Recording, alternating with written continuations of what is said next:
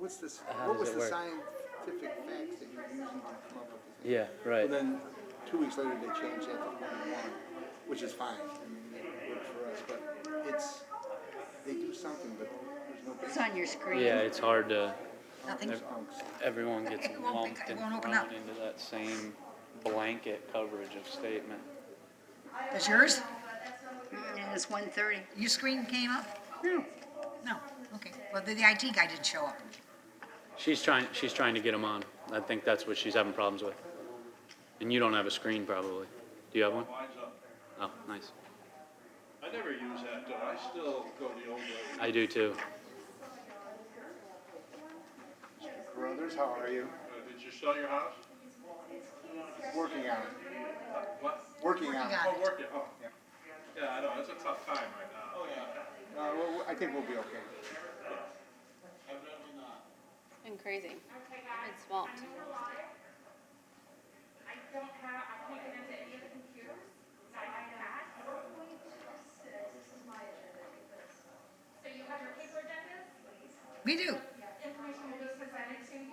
Can you take that off? Thank you. The information will be presented to you. If there's anything that you don't feel comfortable voting on because you don't have the information on the computers, we'll deal with that. I can project it. I don't even know how. I'll do a drawing in concrete, but Whatever. We'll do the best we can. It is what it is, and you have to work with it. got on with the show. There are two people have paper packs because I anticipated them not having a computer, so all the stuff is printed, and that's how we can project it. If you want to see something, I can put it up here for it to go on the monitors. I'm so sorry. All right. All right. The way it is. Okay, Chair, you can. I can go? Okay. She's got the agenda.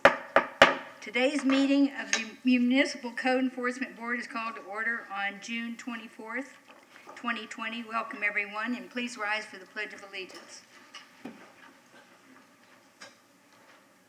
I pledge allegiance to the flag of the United States of America and to the republic for which it stands, one nation, under God, indivisible, with liberty and justice for all.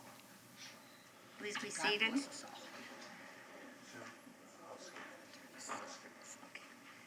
Agendas of today's meeting are on the wall at the entrance to the chambers. Please remember to turn off your cell phones. The Municipal Code Enforcement Board consists of 7 members who are appointed by the City Council, and we serve voluntarily. It is this board's intention to promote, protect, and improve the health, safety, and welfare of the citizens of Clearwater by providing this equitable, effective, and inexpensive method of enforcing certain codes within the city. The board considers new business items in 2 parts, first a violation and then affirmative relief. Formal rules of evidence do not apply. Each side is limited to 15 minutes, and the board may grant additional time. All proceedings will be conducted in a calm, civil manner. Individuals who conduct themselves otherwise will be asked to leave. If necessary, they will be escorted from the chambers. Now I ask all who plan to speak, please rise and be sworn in by the clerk. We have to do this a few times, by the way, people are outside. Okay, thank you. Do you swear or affirm to tell the truth throughout your entire testimony? Thank you. And let me just make this note, once you come to the podium, you can take off your mask so that we can hear you, okay? Thank you. Our first order of business is to review and approve the minutes of last month's meeting. Move to approve. Second. All in favor? Aye. Minutes are approved. Is there anyone here to speak to items not on the agenda? Okay. Yes, sir. Would you step to the podium? And identify yourself? My name is Emmanuel McCrellis. I'm a resident of 1536 Palmetto Street. Somebody wanted to tear my house down, and I have some information pertaining to that. I was not given a notice.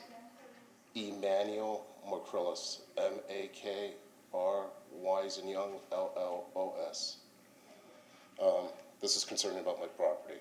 the guidelines that the state have given me, and I wanted to just present some information towards that before you start proceeding on demolishing the building and things that have happened before that. If I'm allowed to speak about it after you get your situation, your agenda started, and then I can go after that. Where's Mike? As the attorney. Where's our attorney? Is the, hiding sorry, behind his the item mask. is on the agenda or not? It's not on the agenda. Okay, then this would be the appropriate. Okay. I just have one question, sir. What is it you're looking for this board to do for you? The guidelines that the state has provided me, that I can't touch the house, I can't do anything to the house till they approve it and they start doing the demolition themselves. I've spoken with Michael Ficino, I've spoken with Dana Root, the building supervisor, about this, and the guidelines states that if I touch the house, I lose the grant. So all I'm trying to say is I don't know that you're I going to. need an extension. I need for the state, because of the COVID-19 incident that's occurred, it's prolonged the state from coming in to look at the house and was it given an appropriate figure of fixing the house? I don't know if you can provide any relief, but So you need the state to provide an extension? The state has given me an award letter, but they have also determined that they will provide to fix the house with their general contractors. What's going on is we're waiting for them patiently to take care of this matter, but it's been so long, it's going on forever. I pulled a building permit, and it's sitting at the building development department. Got a general contractor, but he needs the funds to start the project. The project will get started, it's just the funds are coming in from the state. It's a program called Rebuild Florida Better Again. I guess that would go to the attorney. I just want to know, did he get a code violation? Is that why he's here? Our attorney's What I'm opinion. asking for is to allow the state to do their due diligence and their final say so they can move in and get this started. I know it's been going on for a while. It's been a long period of time. I know my neighbors are a little bit upset with the situation of the house. I am upset too, because I can't live there.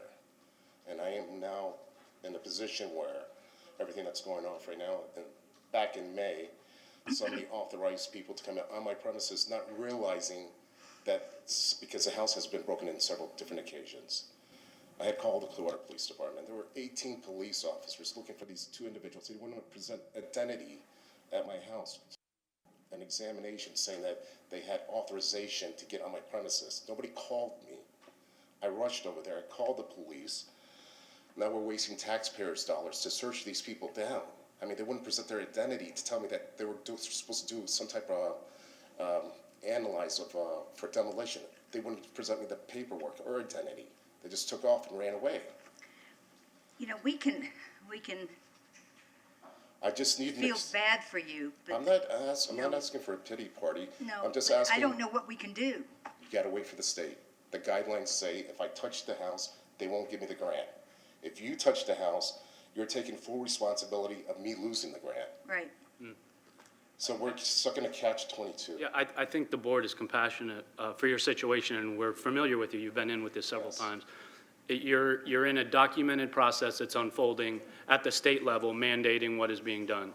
Your problem is coming with the city, correct, trying to move forward with the process of keeping it safe, Exactly. right, and keeping people out. So the board won't be able to give you an answer to that today. I think you need to work openly with the city probably, but there needs to be some sort of remedy for the meantime to probably mitigate safety, to keep vagrants, to keep homeless, to keep children from getting hurt and keeping it safe in the meantime. But I think that probably has to come from the city and not from the board, but I'm sorry you're in this situation. I go by there every morning, Yeah. every night. And it's, I'm not concerned about breaking in the house.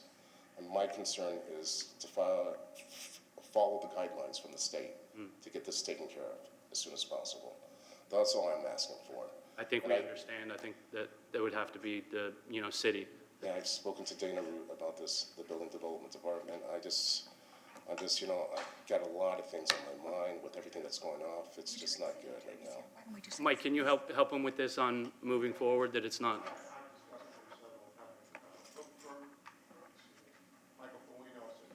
Unfortunately, I do have the code. Sir, Mr. McCullough, step back so he can come speak. Board, Michael Fuino, Assistant City Attorney. I have had several discussions with Mr. McCockles. I don't think that the building division is going to be very interested in anything else he has to say because of how long it's been.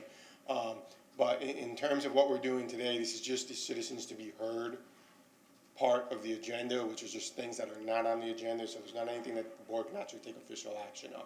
But I'll always be willing to talk reasonably with people if there's reasonable solutions that can be made. There's nothing we can really do to help them here today. I'm sorry? There's nothing we can do to help them. Well, if we continue to extend the time, and I think that's really the issue, it's been extended for, I don't know, a year now or something like that, and no work's been done. That'll ultimately be my client's decision, which is the building division itself. If they want to extend more time, I'm happy to do so. If they don't want to do that, then we don't want to do that. Okay? Michael, Can we vote Yeah, one go more ahead. time? you know, he said he took out permits to do this. I know permits are good for 6 months. I understand that the permit was, and I can have the building official to speak to this more clearly, but the permit was never there, was ready to be picked up, and it was never picked up by the contractor. And if I understand correctly, the contractor or the proposed contractor was in the building division, and one of the building employees said, do you want to pick up the permit? And the contractor said, not really, or something like that. Is that? So I can have the assistant building official speak to this more clearly if you want to, but. I don't want to know what we can't do, I know what we could do. Hi. Hi, I'm Dana Root. I'm the assistant building official for the city of Clearwater, the contractor for the property at 1536 Palmetto to rehab the house. He was in our office in February picking up a couple items, and I asked him if he wanted the permit for this job, and he said no. So it's approved, it's ready to go. It just has to be picked up. Okay, thank you. That's all I want. Well, we need to move forward. Does the board have any other questions for me? So if he goes in and picks it up, then it's over with? Well, he would have to pick up the permit and then actually do the work. The work would have to be done, and the funding is the question, because he's in the process of waiting for funding. So this is a tough one. I feel for you. I mean, Yeah, we can't. I would hope that the city would be willing to work with you, as I'm sure they have to this point, but you're not a citizen in front of us that's dragging their feet and just neglecting the process or them. It seems like you're trying. Your hands are tied at the state level. I would hope the city can grant you more time and make this happen. But a contractor not picking up a permit and stuff and it just sitting there, I make sure it's an open line of communication and dialogue, and hopefully you can move forward and resolve it. That's what I'm waiting for is the funding, right? I wish you the We best. wish you good luck on that, but there's nothing we can, here the board can do for you in this matter. You know, it gets to a position where who's responsible of losing that grant and who's going to do the demolition? Who's going to be responsible for the demolition and the grant that I lose because the guidelines weren't followed properly? We can't help you there. That's the unfortunate part. Wish we could. Well, Sorry, you know, sir. there's just one step that needs to be taken at one time, and that, you know, the house was never in my possession, or it wasn't my sister's house, it was my house. Nobody read the estate properly. The house was just released just last September of liens, so it became my property in September, the end of September of last year. So 2019, it became my property. Okay. Best of luck, Emmanuel. Next on the agenda are new business items. First two, okay, 4.3, continued from February 26, case 4520, status report for respondents Chestnut and Myrtle LLC at 708 Chestnut Street in violation of code for exterior surfaces, door and window openings, in abandoned building, and issue an order with the compliance deadline and fine if compliance is not met. Mr. Cassidy. Missing that one? Yes, sir. Hi, my name is Ray Casano. I'm managing member of Chestnut and Myrtle LLC. Okay. Giving you a report of what's happening. Tomorrow, JES Abatement's taking the asbestos out of the part that's being demolished. And as soon as that's done, Howard Jimmy's is going to demolish about 2/3 of the building. And I believe they've already went in for a permit, so you can check with the city. I think That's the corner of Chestnut and Myrtle? Yeah, it's that Okay. old tile building. Yes, it's lovely. I know. So we're in progress, and they can call me anytime to see what's going on and what I can do to help. Okay. Well, okay, so I have a question. Sure. We travel past that location. Ugh. Why are you storing junk cars there? Oh, I'm not. I donated the interior to a group in Haiti. They were picking up stuff to send to Haiti. It's a very poor country. I don't charge them rent, I just give it to them, and they're getting all that stuff out.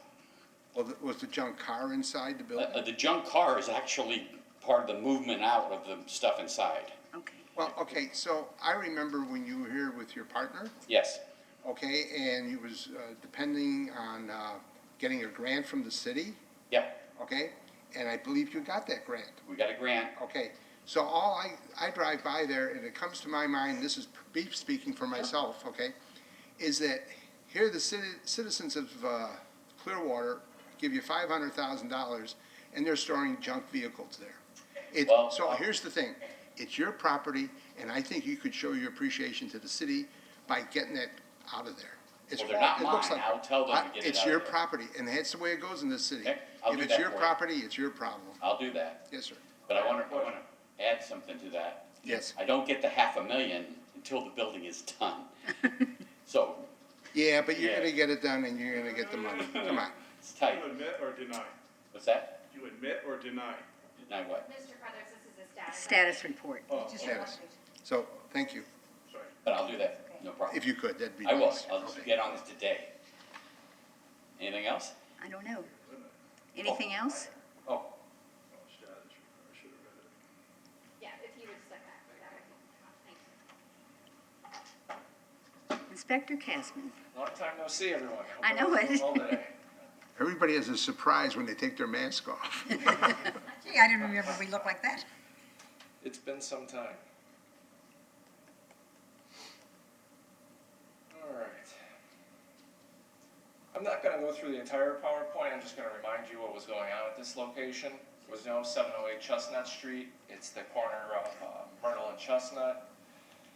There were 3 violations for the door and windows being boarded up. The exterior surface was in bad shape, and it was abandoned, no utilities. It was originally brought back in February. We got an extension when they came in with plans to redo the building. This is just a reminder, just to show the outside. This was back in November. There was no utilities. Again, outside, it's a little rough.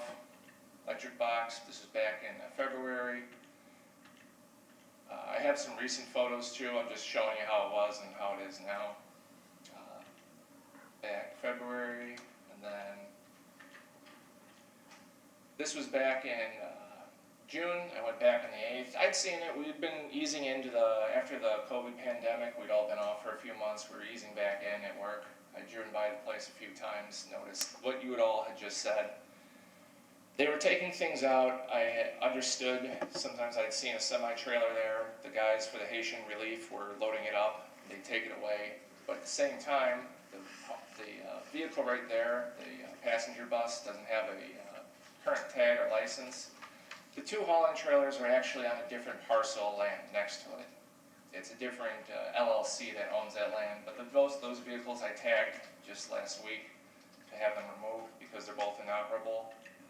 This is the outside right now. I've talked to the workers who are there, and I also called up Mr. Casano and asked about the exterior storage and why there are tarps everywhere, and I asked them, if I understand you're loading up this semi-trailer, but please, when you're done, please put all the things back in the building and close the doors. This isn't exactly a great look. They said they would do something about it. That was on the 8th, went back on the 16th, more items are outside. Vehicle still missing license plate. The garage door I heard was busted, so they're just using fence panels to keep it closed. It can't actually close. This is again 16th, 22nd. I went back. The vehicle has been posted with and I've already sent a notice of violation for the exterior storage. So because those are separate issues from the ones that are currently at the property. They did apply for a permit for demo. It was applied for on the 16th. It's not complete. There's still there's still parts of the demo that have to be explained because they're not demoing the entire structure. They're only doing a partial demo. So more details are needed by the Planning and Development Department, and they also need a tree plan for the trees on the property, what they're going to keep and what they're going to cut down. So, as certified status for right now. Are you satisfied with the current situation? We spoke, I would hope they could start the demo process as soon as possible.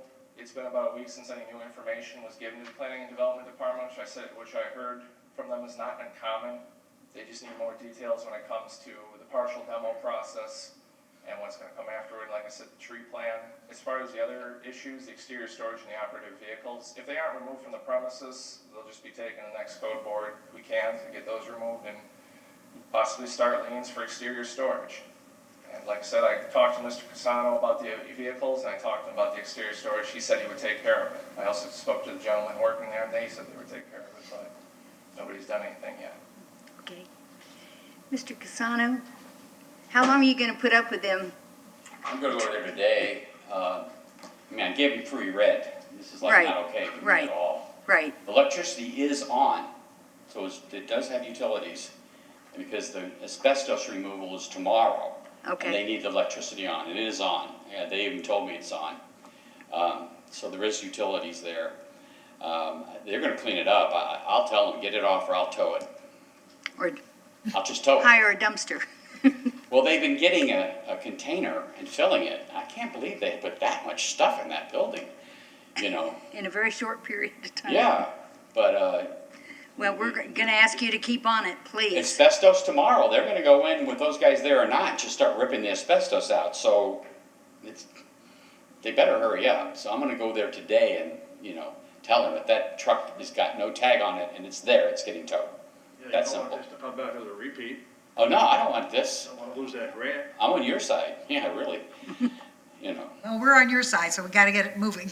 Yeah, absolutely. I mean, people are pouring off that beach one way, and the first thing they see is that Is a building, and it's lovely gotta building, go. yeah. It's gotta go. I'm on the Downtown Development Board, and I'm totally wanting downtown to move upwards.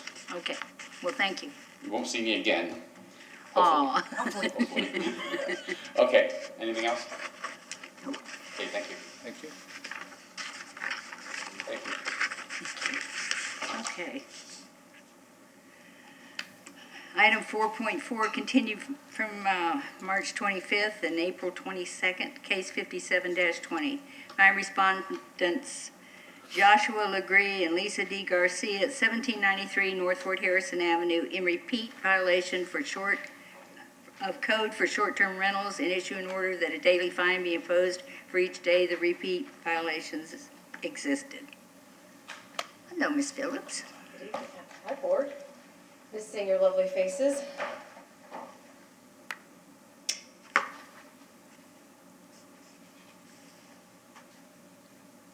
Nobody here for it? He's in California, I think. Josh is not here. Okay, Inspector Julie Phillips, Inspection Specialist for the City of Clearwater, will be doing a power presentation for 1793 North Fort Harrison. This will be a repeat violation for case number 57-20. There's one violation at this property. It violates code section 1-104B for development code violation and 3-919 for prima facie evidence, advertising an illegal short-term rental. I posted the property with an affidavit of posting and a notice of repeat violation on February 4th, 2020, and also sent it certified mail on February 4th, 2020. The definition of a residential use is a residential use means a permanent place of residence for a family. A residential use located on residentially zoned property shall not include rentals for periods of less than 31 days or 1 calendar month, whichever is less, or which is advertised or held out to the public as a place rented for periods of less than 31 days or 1 calendar month, whichever is less. A residential use located on residentially zoned property shall not include interval ownership, fractional ownership, or time-sharing unit.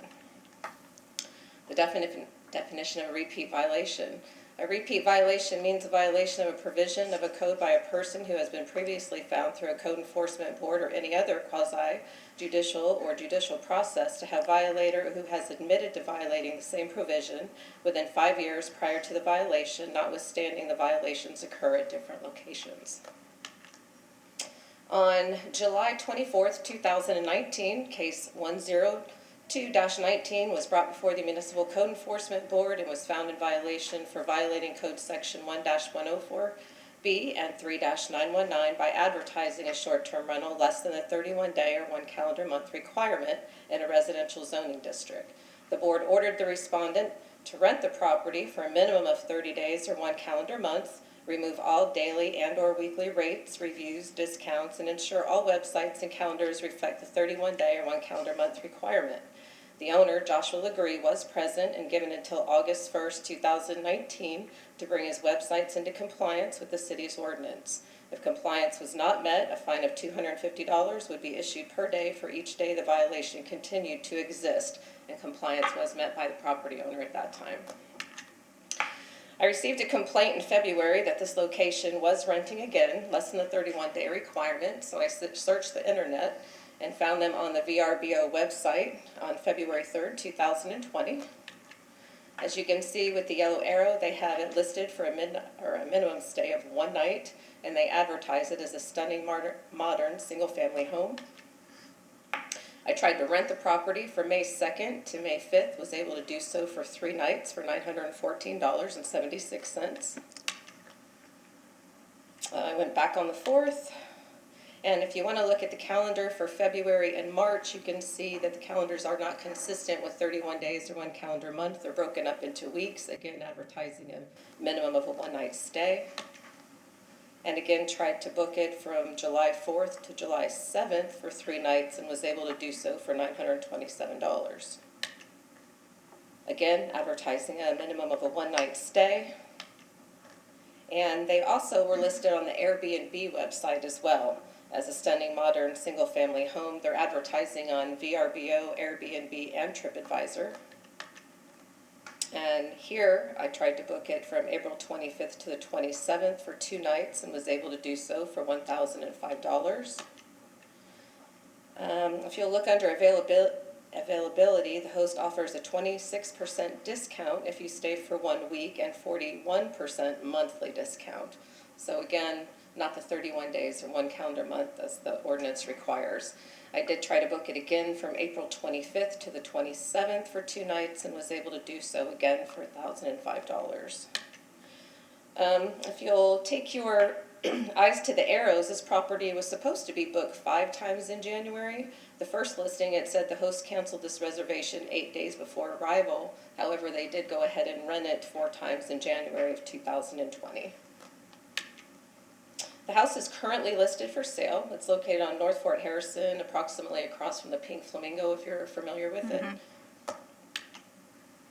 This is the address of 1793, and this was my posting with my repeat violation, which was done on February 4th. This might seem a little bit redundant, but when you're dealing with a repeat violation, in order to find them, I need to show you that they're doing it consistently until they actually stop. So if you tend to get a little bored, I apologize.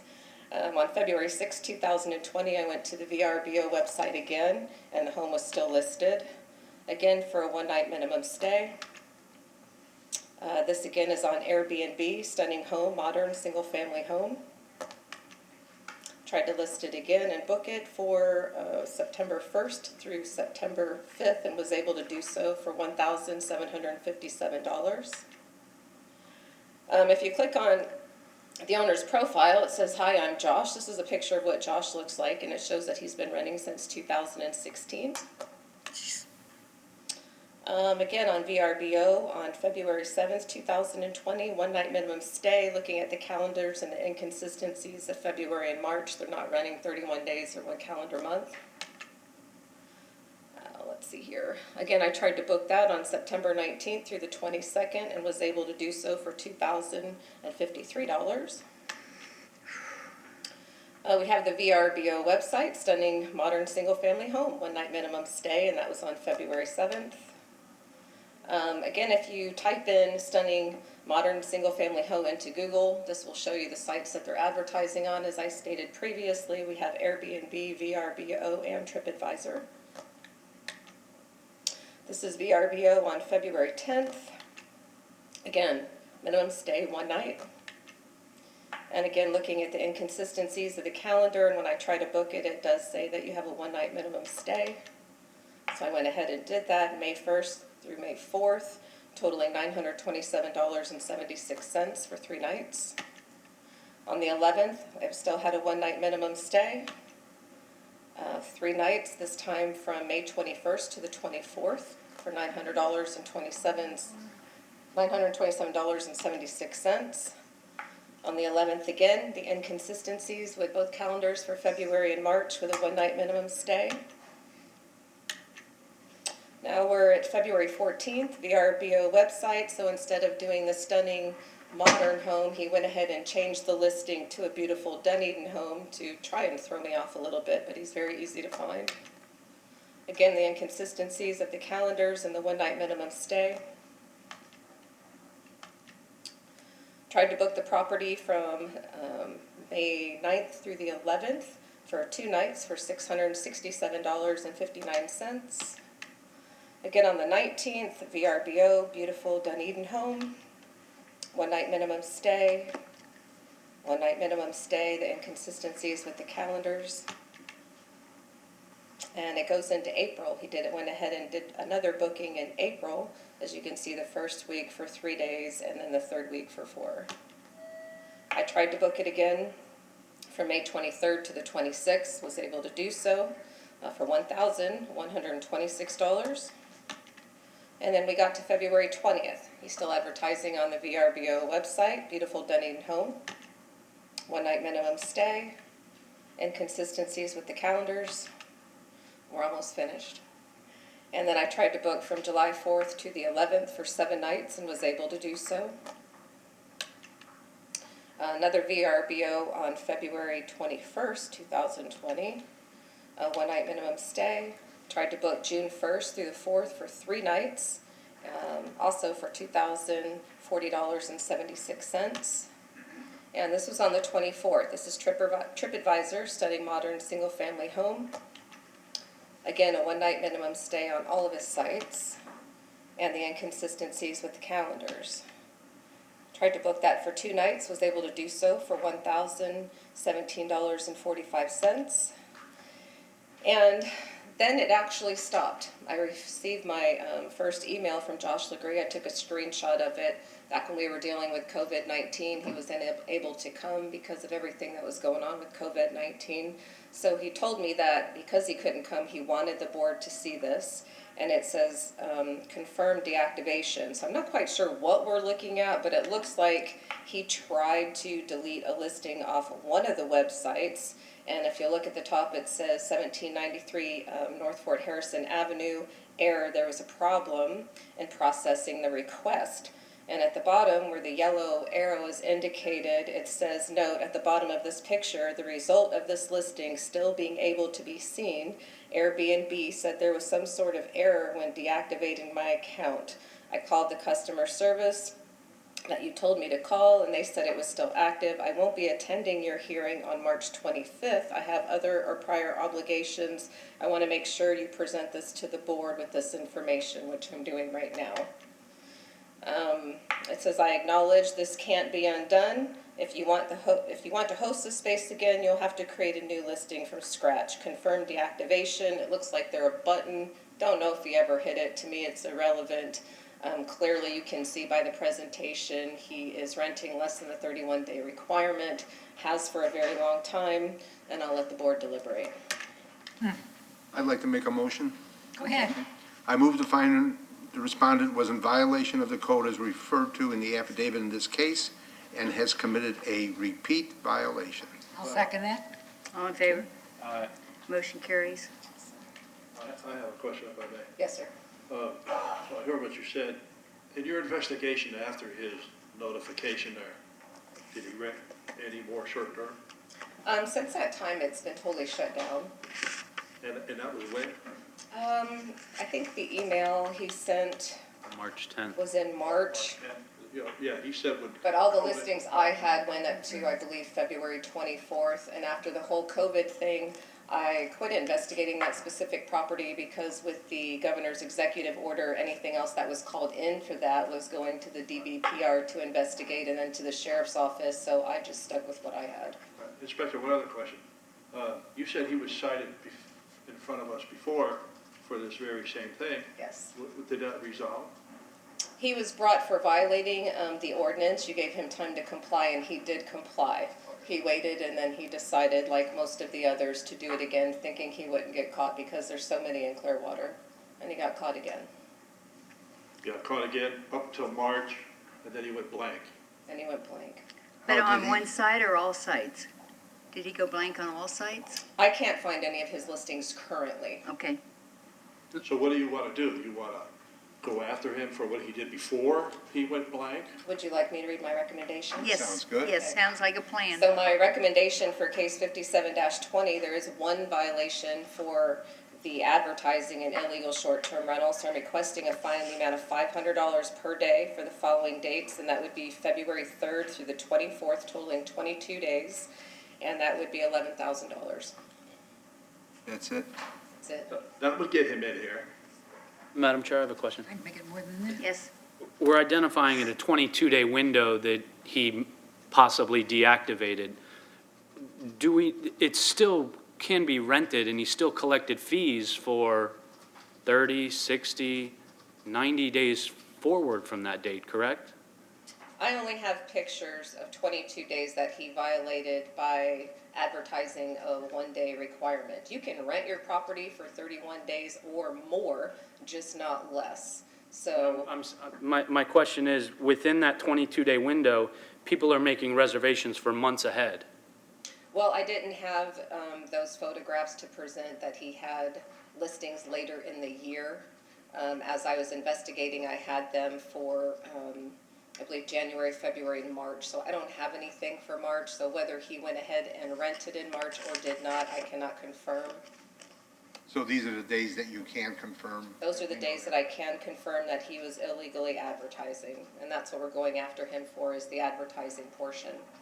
If I remember the gentleman, he lives in California and Yes. here, and He he did a came lot of back, traveling. and then he was gonna sell the place, and since he couldn't do, his concern was, why could the motel across the street rent by the day and he couldn't? You have a very good memory. Yes, that's quite a lovely place across the street. I'll make a second if we're. Okay. Go, let's go. I move to enter an order that a fine of $500 per day be imposed for the 22 days the repeat violation existed, for a total fine of $11,000. I'm using your math. Payable within 30 days? 30 days? 30 days. If fines and fees remain unpaid 3 months after such lien is filed, the city is authorized to foreclose, collect, or settle such lien. If the respondent repeats the violation, the board may order a fine of up to $500 for each day the violation continues to exist. Second. All in favor? Aye. Motion carries. Thank you. Thank you. Hang in there. I have somebody who's got the password to the computer, so we can all like to recess. We can get everybody logged in, Okay. or we can, okay, would you like to do that? Yes. If you could call for a recess and we'll get that done. I'm calling for a recess. That was simple enough. All in favor? Aye. He's the chair, she's the boss. I just want to let you know, I'm okay without my screen. Yeah, how I'm do just you speaking do for it, myself. actually? I have this, I'm good, right? You guys want?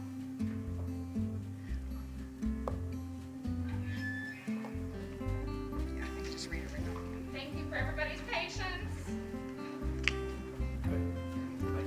I told Bill that I wouldn't be home for breakfast. Right.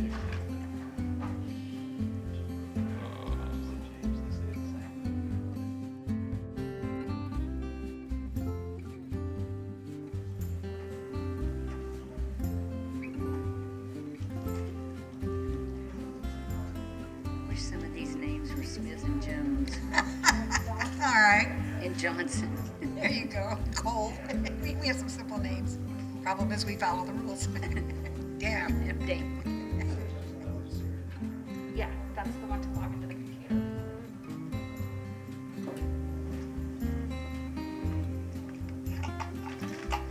That's interesting how calendar stops, but you can still have.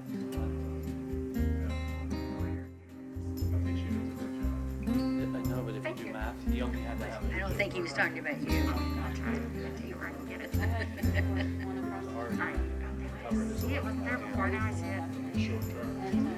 Yeah. Certainly, I'll be glad to. Or a dog. She's investigating it. That's Pay attention. And I said straight to everything she's doing is funny, because I was like, well, here, I can do this, I can do that, I can spell it. To our neighbor. No, my neighbor was, at the time too, right next door to the house. People still do it. I have neighbors.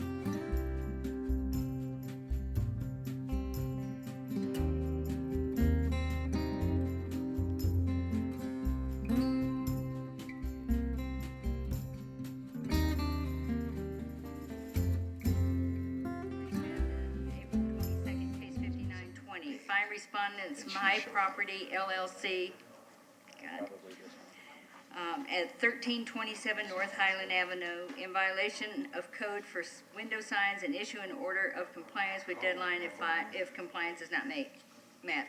Mr. Knight, sorry, I stumbled over that. Good afternoon, Board. Daniel Knight, Sign Inspector for the City of Clearwater. This property has come into compliance for the window signage violation, and the city is seeking a declaration of violation. Okay, Nice. I'll make a motion. all right. Second. I move to find the respondent was in violation of the code as referred to in the affidavit in this case. The violation was corrected prior to today's hearing, and to enter an order that no fine be imposed if the respondent repeats the violation. The board may order a fine of up to $500 for each day the violation continues to exist. Second. All in favor? Aye. Motion carries. Okay.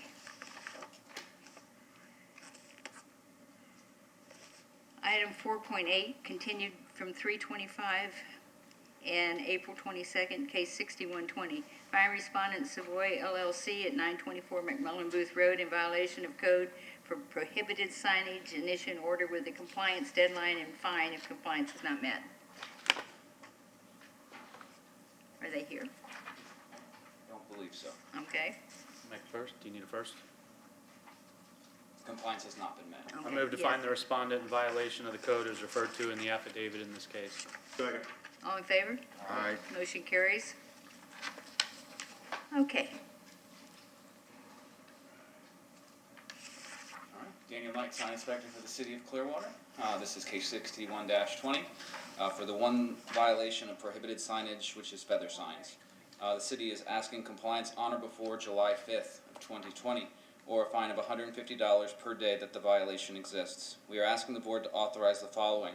After 3 months from the recordation date of such lien, if the fines and fees remain unpaid, the city attorney's office is authorized to foreclose, collect, or settle such lien using any legal or equitable remedies under the law. Compliance can be met for the prohibited signage of feather signs by removing all feather signs from the property and by refraining from erecting any in the future. This was from 10/5 of last year. The arrows show the feather signs out at the property. This was on 5/15.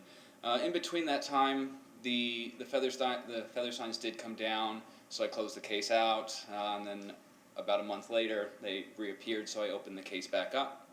I notified the property owner that it was reopened, and the feather signs continued to be erected at the property. This was on 6/15. And that was my last shot.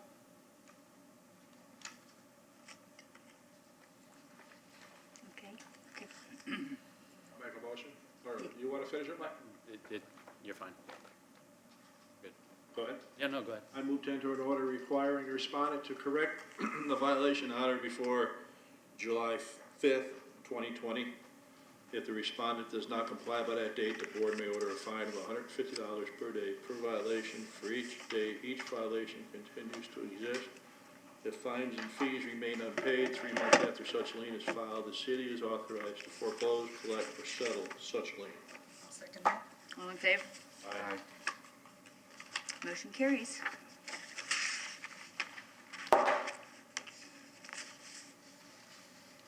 4.9, declaration of violation complied prior, continued from 3/25 and 4/22, case 6220.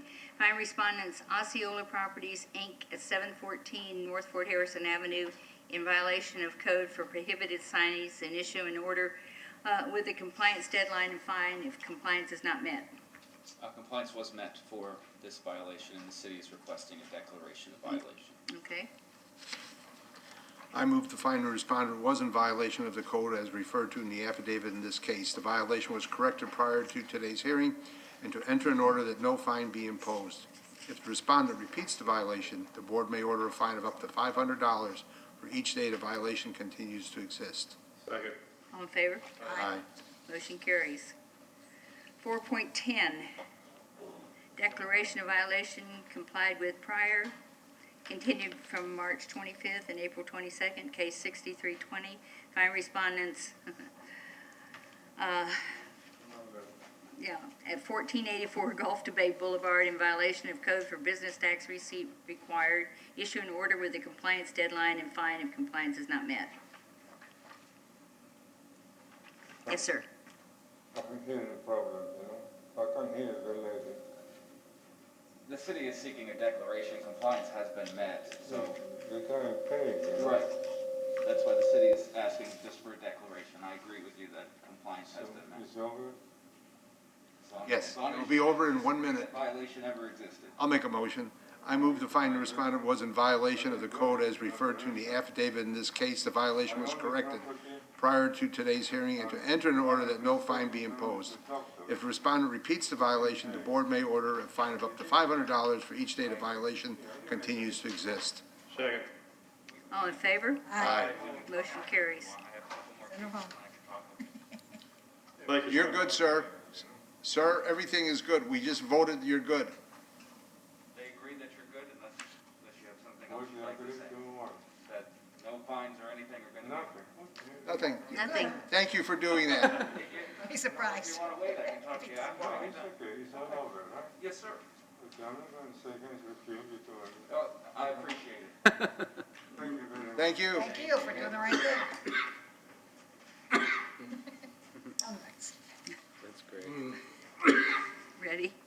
Go. Okay.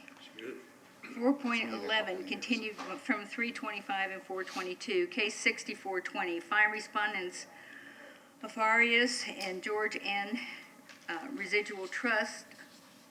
I'm not going any, oh, this is, okay, at 1446 Gulf to Bay Boulevard in violation of code for business tax receipt required and signage without permits, and issue an order for compliance with the compliance deadline and fine if compliance is not met. The city is going to seek a declaration of violation for the zoning violation of the BTR being required. That did come into compliance, but the signage violation of permits being required has not been met. The compliance has not. So I'll do a declaration on the zoning, Okay, and then, I'll give you your, okay. I'll give you your first. I move to find the respondent was in violation of the code as referred to in the affidavit in this case. The violation was corrected prior to today's hearing, and to enter an order that no fine be imposed. If the respondent repeats the violation, the board may order a fine of up to $500 for each day the violation continues to exist. Second. all in favor? Aye. All right. I move to find the respondent in violation of the code as referred to in the affidavit of this case regarding signage and permits only. Second. All in favor? Aye. Aye. Daniel Knight again. Sign inspector for the city. This is case 64-20. One violation for signage erected without permits, and the city is asking compliance on or before July 24th of 2020, or a fine of $100 per day that the violation exists. We are asking the board to authorize the following. After 3 months from the recordation date of such lien, if the fines and fees remain unpaid, the city's attorney's office is authorized to foreclose, collect, or settle such lien using any legal or equitable remedies under the law. Compliance can be met for the one we were asking for the declaration. Compliance can be met for the signage erected without permits by either removing all unpermitted signage from the property or obtain a sign permit to allow the sign to remain erected. Where is this property? I know it's, Here's a Google shot. got it. If you can see this, this is from Google Images from April of 2017. The only sign that was up at this time was the barbershop sign. And then this was part of our downtown gateway sweep in November. The Optimum Health sign was erected before that point. But I had spoken to the business owner and to the property owner. They know that a sign needs to either come down or a permit needs to be obtained. Other businesses did comply with that. But this business did not. And then this was again on 6/15. Okay. So when the owner puts up an illegal sign, I mean the tenant, Right. you go after the owner. Correct. Correct, right. I do that, I just like to hear that once in a while. Okay, can I have a second motion? I move to enter an order requiring the respondent to correct the violations on or before July 24th. If the respondent does not comply by that date, the board may order a fine of $100 per day per violation for each day each violation continues to exist. If fines and fees remain unpaid 3 months after such lien is filed, the city is authorized to foreclose, collect, or settle such lien. Second. All in favor? Aye. Motion carries. Okay. 4.12, declaration of violation complied with prior. Continued from March 25th and April 22nd, case 6520. 5 respondents, Demetrius and Alex Canaris at 1421 Gulf to Bay Boulevard in violation of code for temporary signs, and issue an order with a compliance deadline and fine if compliance is not met. Compliance was met, and the city is requesting a declaration of violation. Okay. I move to find the respondent was in violation of the code as referred to in the affidavit in this case. The violation was corrected prior to today's hearing, and to enter an order that no fine be imposed. If the respondent repeats the violation, the board may order a fine of up to $500 for each day the violation continues to exist. Second. All in favor? Aye. Motion carries. Okay. 4.13, continued from March 25th and April 22nd, case 6620. 5 respondents, Tampa Acquisitions, Inc. at 1285 Cleveland Street in violation of code for business tax receipt required, and issue an order with compliance deadline and fine if compliance is not met. He's here. Yes, sir. Good afternoon, I'm Mahmood, manager 1285 Cleveland Street, Citgo gas station. Okay, Yes, spell your name for us. MAHMUD, and last name is Chaudhary, CHOWDHURY.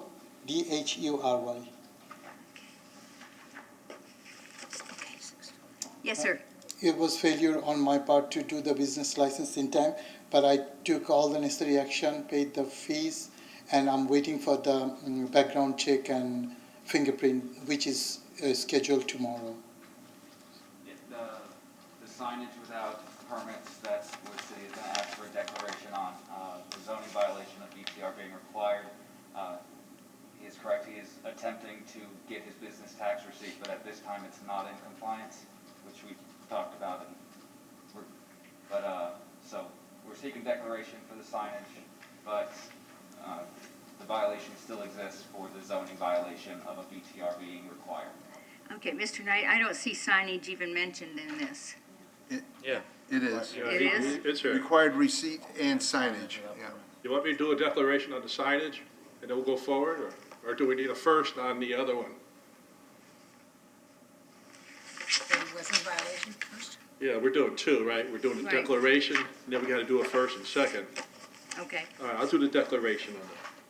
I move to find the respondent was in violation of the code as referred to in the affidavit in this case. The violation was corrected prior to today's hearing and to enter an order that no fine be imposed. If the respondent repeats the violation, the board may order a fine of up to $500 for each day the violation continues to exist. And this is on the signage violation. okay. Need a second. Do I have a second? Second. All in favor? Aye. And Motion then we can carries. process your other violation. Business tax receipt? Right. Okay. So we need a first on that, right? I move to find the respondent in violation of the code as referred to in the affidavit in this case. Second. All in favor? Aye. Motion carries. Madam Chair. Yes. Daniel, Yes. how long does the BTR process take from a point of fingerprinting and, A background check could take a couple weeks. After that, it's just if the necessary state licenses are already obtained. If they're not, it could take longer. do you know if the necessary state I- licenses Sir, all are obtained? licenses are obtained, sir. Yeah, I think I support giving him some more time moving Yes, forward. I would too. Oh, and we were going to recommend a month. Yeah, we need to hear his recommendation, then we Yeah, can. absolutely. Well, it says July 24th, but we're talking longer, so. That's why I was asking, Yes. July 24th isn't enough time.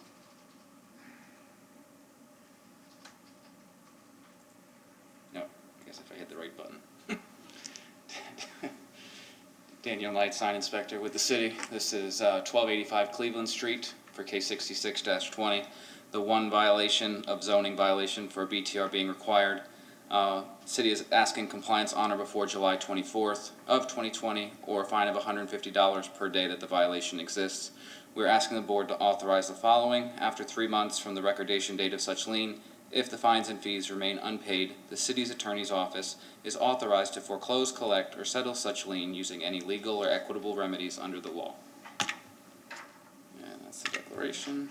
Compliance can be met for the zoning violation, BTR being required, by either having the business at the property obtain a business tax receipt, or by having the business refrain from operating at the property until a business tax receipt can be obtained. So if we went to September 24th, that given, if the state gets involved and then the way things are going, everything with the COVID and all that, would the department be acceptable to that? I would believe 2 months.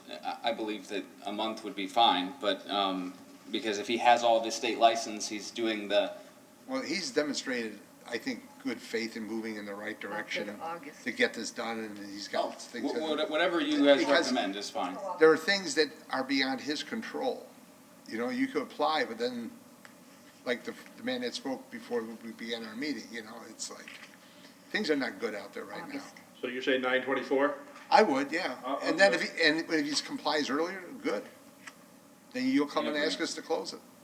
Yeah, I think August. 24th is probably a sufficient amount of time. You but think that- I don't argue I'll with it. support either way, yeah. If- I'm good with that. All right, let's make it August. I move to enter an order It'll requiring. be over with, and he'll be done and happy. Right.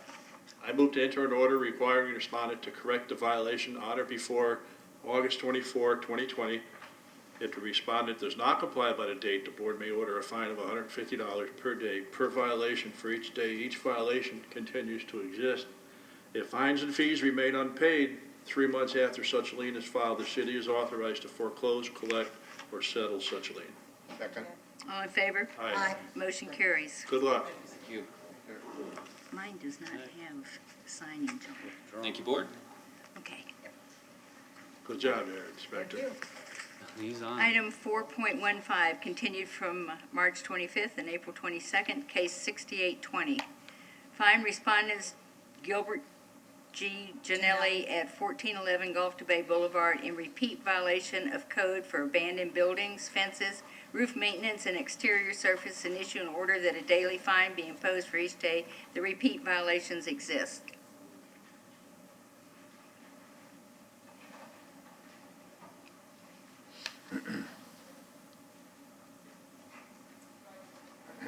Good afternoon, Madam Chair, board members, Brian Ungst, 625 Court Street, on behalf of the respondent, Dr. Gilbert Janelli. It's my understanding that Inspector Castman will confirm that the property is currently in compliance. We are not denying that there were violations on the property, but we would like to present mitigating evidence before you consider imposing any fine. So it'd probably be best for Mr. Castman to provide his confirm it's in compliance and then provide his recommendation, and then allow me to respond to that. Okay, Thank you. Mr. Kessler.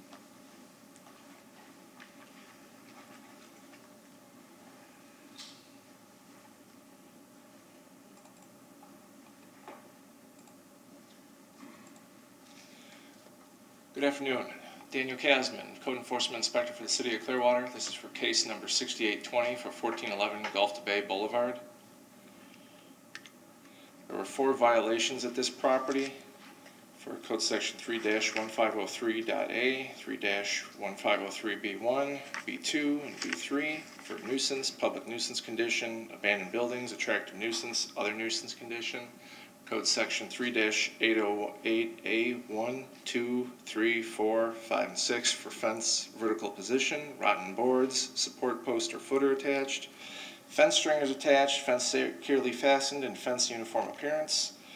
Code Sections 3-1052 D1, D3, and D5 for roof maintenance, clean roof, and false roof elements, and 3-1052B for exterior surfaces. The definition of a repeat violation means a violation of a provision of a code by a person who has been previously found through a code enforcement board or any other quasi-judicial or judicial process to have violated or who has admitted violating the same provision within 5 years prior to the violation, notwithstanding the violations occurred at different locations. Notice of repeat violation was posted at this property on January 29th of 2020. Some of these issues were originally brought to Code Board in previous properties owned by Dr. Janelli. One was at 1343 Cleveland on April 28th, 2016 for exterior surfaces and roof maintenance and fence maintenance, and another property at 1871 Douglas on July 26th, 2016 for abandoned building, and November 17th, 2016 for exterior surfaces and roof maintenance. This is just a little bit of history at the other properties that were brought forward before the board. On April 28, 2016, 1343 Cleveland was brought before the MCEB by Inspector Fletcher for exterior surfaces, roof maintenance, and fence maintenance. The board found the property to be in violation. For these violations, Inspector Fletcher submitted affidavits of compliance for the property on October 24, 2017. The current lien amount to attach to this property is $324,500. On November 17, 2016, 1871 Douglas was brought before the MCEB by Inspector Knight for abandoned building, exterior surfaces, and roof maintenance. The property was in compliance before the board date. The board found the property to be in violation for repeat violation. The board ordered a fine of $250 per day per violation for the 77 days it was not in compliance.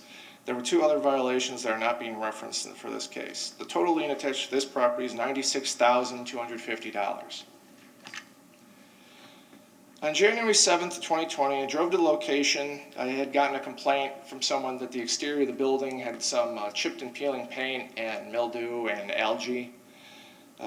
It was in other issues when I looked. I had to open cases for repeat violations and do a lot of research before actually posting the property because how far back I had to dig for other properties having the same violation within a 5-year period. This is the property at 1411 Gulf to Bay. It's around when you take the curve from Cleveland where it becomes Gulf to Bay. It's a largish building, kind of oriental looking with a large parking lot area. I don't know if any of you are familiar with it. Mm-hmm. This was in January. Just from the first photo, the roof looks a little bit faded. There's some peeling and missing shingles, a little bit of damage to some of the corners. There's soffits missing, damage again at the corners. The metal's all peeling up. Missing soffits. Exterior's got some chipped and peeling paint. The shingles are faded. This is what the complaint was about that I got from the anonymous person, that this damage was happening in the back of the property and the algae. But with taking a look at the rest of it and all the other issues, so I'm going to dig deeper and do a little bit of research. They'd also done a lot clearing violation recently at the property. There was some overgrowth and there was a bunch of debris in this little alleyway between the properties on Hillcrest. When I took a look at the utilities, noticed that the utilities have been off since October 11th of 2013. This is the fence that the neighbor was also complaining about. It's kind of a patchwork fence just created from a bunch of boards and some random material.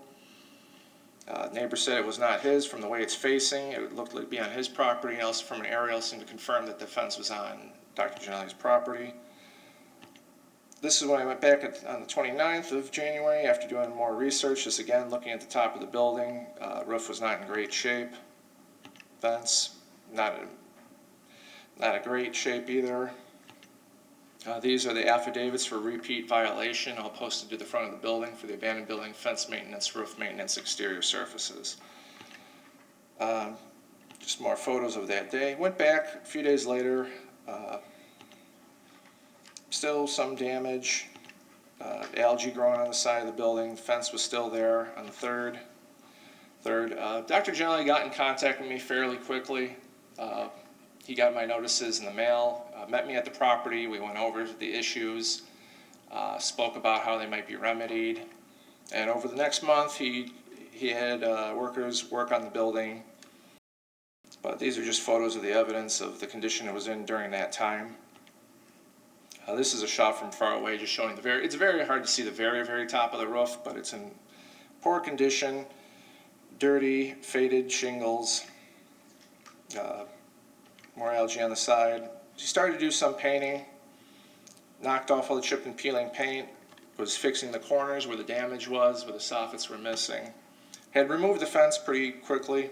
It was gone, so that was no longer an issue. The rest of the fence on the property is in fine condition. Just more photos of the progress on the 10th. There's still algae and some mildew on the side of the building. Started making some repairs to the corners of the damaged roof. I don't know why the date is sideways there. Back on the 13th, still damage there. We discussed that still being open. 13th, roof is still in rough shape, but some of the soffits have been repaired. Went back on the 19th. We're still having some work need to be done. Did some painting to the side of the building. The utilities were still off. He started on the 21st, started painting the building. This beige color on the shingles. More of the beige. From distance, building's starting to look a little bit better. Got a gentleman named Frank to open up a BTR with the business called something Furniture and Junk. He got a BTR and they had the utilities turned back on the 28th. There was just a little bit of left work to do on the corners of the roof you couldn't see from the road. He put down some flashing there. On the 4th, it was all painted. The utilities were on April 22nd of 2020. The utilities were turned back on February 28th of 2020. But When this was gonna originally come to the board on March 25th, I believe the last code was gonna be before the pandemic hit, and we all were out of the office for about 3 months. I didn't know it at the time, but the utilities were turned off again on April 22nd of 2020, 2 months into them being on.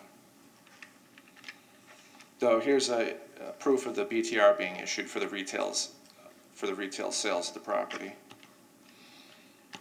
And I went back on the 16th. Property was still in okay condition. Some of the repairs had become undone. Steer is okay. Soffits were damaged. Put up a sign in the window. And went back on the 22nd. Still a little bit of damage. Utilities are still off. Went back again. Had a little bit of talk with Brian over email. Showed him the photos of the damage that had happened over the time period. Told him about the utilities being turned off, and I guess today or yesterday they turned the utilities back on again and had someone come out and fix a little bit of damage that was happening to the roof there.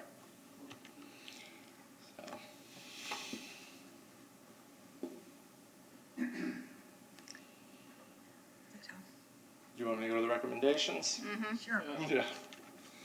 Well, so do we have a first motion first? Well, Or do we are wanna any hear of these in recommended declaration, or, I mean, have they complied with any of this, or maybe we need to. They're complied with today. They're all right. I'm just gonna be asking for, when I'm asking for the days that they, basically from January to the March time period, asking for liens to be added for those time periods. May I ask just a couple of questions, Madam Chair, to the inspector about the actual fines? Inspector Cashman, in determining the amount of the daily fine, which I see is $250 per day, did you consider the gravity of the violations you cited Dr. Gianelli for? Yes. Did you find those violations to be particularly egregious? Yes.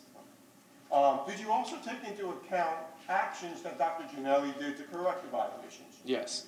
And did you also take into account, I know you had many slides about the other previous violation cases, but did you take into account those previous violations? Yes. I noticed, I think on one of your slides, that there was a property on Douglas Avenue that also had a repeat violation. Yes. Do you remember that I think your slide said that property was cited for $250 per day as well? Yes, per violation. And so do you feel that the fine, the daily fine that you're recommending in this case fits in with the fine that was imposed on the Douglas Avenue property? Yes. Okay. Could you have gone higher than $250 per day? Yes. How high could you have gone? I could have gone as high as 500. Okay. But after considering all those factors, you feel that $250 per day is appropriate? Yes. Are you aware that Dr. Gianelli is either asking for or is going to ask that the fine be administrative, just the administrative cost? Yes. Okay. In your measured expert opinion as a code enforcement expert, inspector for the city of Clearwater, do you feel that that fine is too low? The fine that I'm asking for? For administrative cost? Yes, that's too low. Okay. Thank you. No further questions. Madam Chair, I'd like to cross-examine Mr. Kaplan, please. Could you remove your mask, Brian? I can, I prefer not to, but I can if you can't hear me. It's difficult hearing. Can we go up a minute, because I have a few questions for him. I would defer to the board attorney, but I would think it would be probably best for me to cross-examine after Mr. Weino directed prior to the board, but if you would like to ask questions first, I'm happy to do that too. It's whatever's your I don't preference. think he's done. Okay. So I just advise the board that he does have a right to cross-examine him. yes, we know that. definitely, yeah. I'd like to finish with him if we may. Yeah. You know, why are we rushing this? Let me ask you a question. I've heard this before because I've been here for 9 years and I know Dr. Gianelli very well. Some of us have been here for, we've been here as long as some dinosaurs have been here. But, you know, so I know he has numerous repeat violations because I sat on those and made a lot of those decisions. So when another one comes current, like this one, what's the language we use here that wraps all that back together? I know there's a law or something that the city's using that makes that all fair game. Am I correct? Or is that a question maybe for him? You know, because I see where the city is going with this. I agree with a lot of it, I have in the past, but when a property comes into play that has been repeated before in the past, does that bring all the other ones on the table before us? That could be a tough question for you. Well, they have attached violations to property A, which are new violations, to previous action at property B and C. Right. Yes, so that automatically makes it a repeat if it's that thing. So if it's offense at property A and you already had offense at property B, then you're hooked. Exactly, and we've seen this before, Yes, and that's what gets the number up so high. that's what makes it a repeat. Exactly, Okay. exactly. Okay, I'm sorry. I have a question for you. Is it common from the city standpoint that as we're going through the process of notification and a citizen starts to rectify the situation? I mean, in this one, I'm looking at January 29th, and within 6 days, issues were already beginning to be resolved, correct? Yes.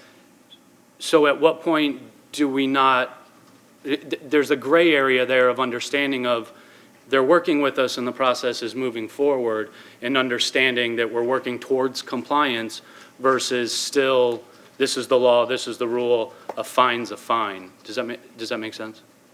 Yes. So is this customary as he's working to rectify, we're still continuing to fine? Yes, it's a repeat violation. There were several properties that also had the same exact violations within a 5-year period. This is the standard by which we go by to offer repeat violations until they're fixed. Gave them notification of the day that when I posted the property, that's when the day it started, sent a notice of violation, and from that point forward. So if the ramification of a broken roof takes somebody 7 days to repair, and they're on the roof repairing it, we're still as a city billing them and charging them those 7 days that workers are on that roof trying to repair it? What I have photos of, photographic evidence of, that's what I chose to, the days until the work is completed, yes. Gotcha. One other question, or go ahead, Robert. Okay, so when we deal with repeat violations and we read out the second motion, it ends with, if the respondent repeats the violation, the board can go do this, this, and that. Mhm. So we find people so they, in my understanding, hope that they don't repeat, Yes. okay?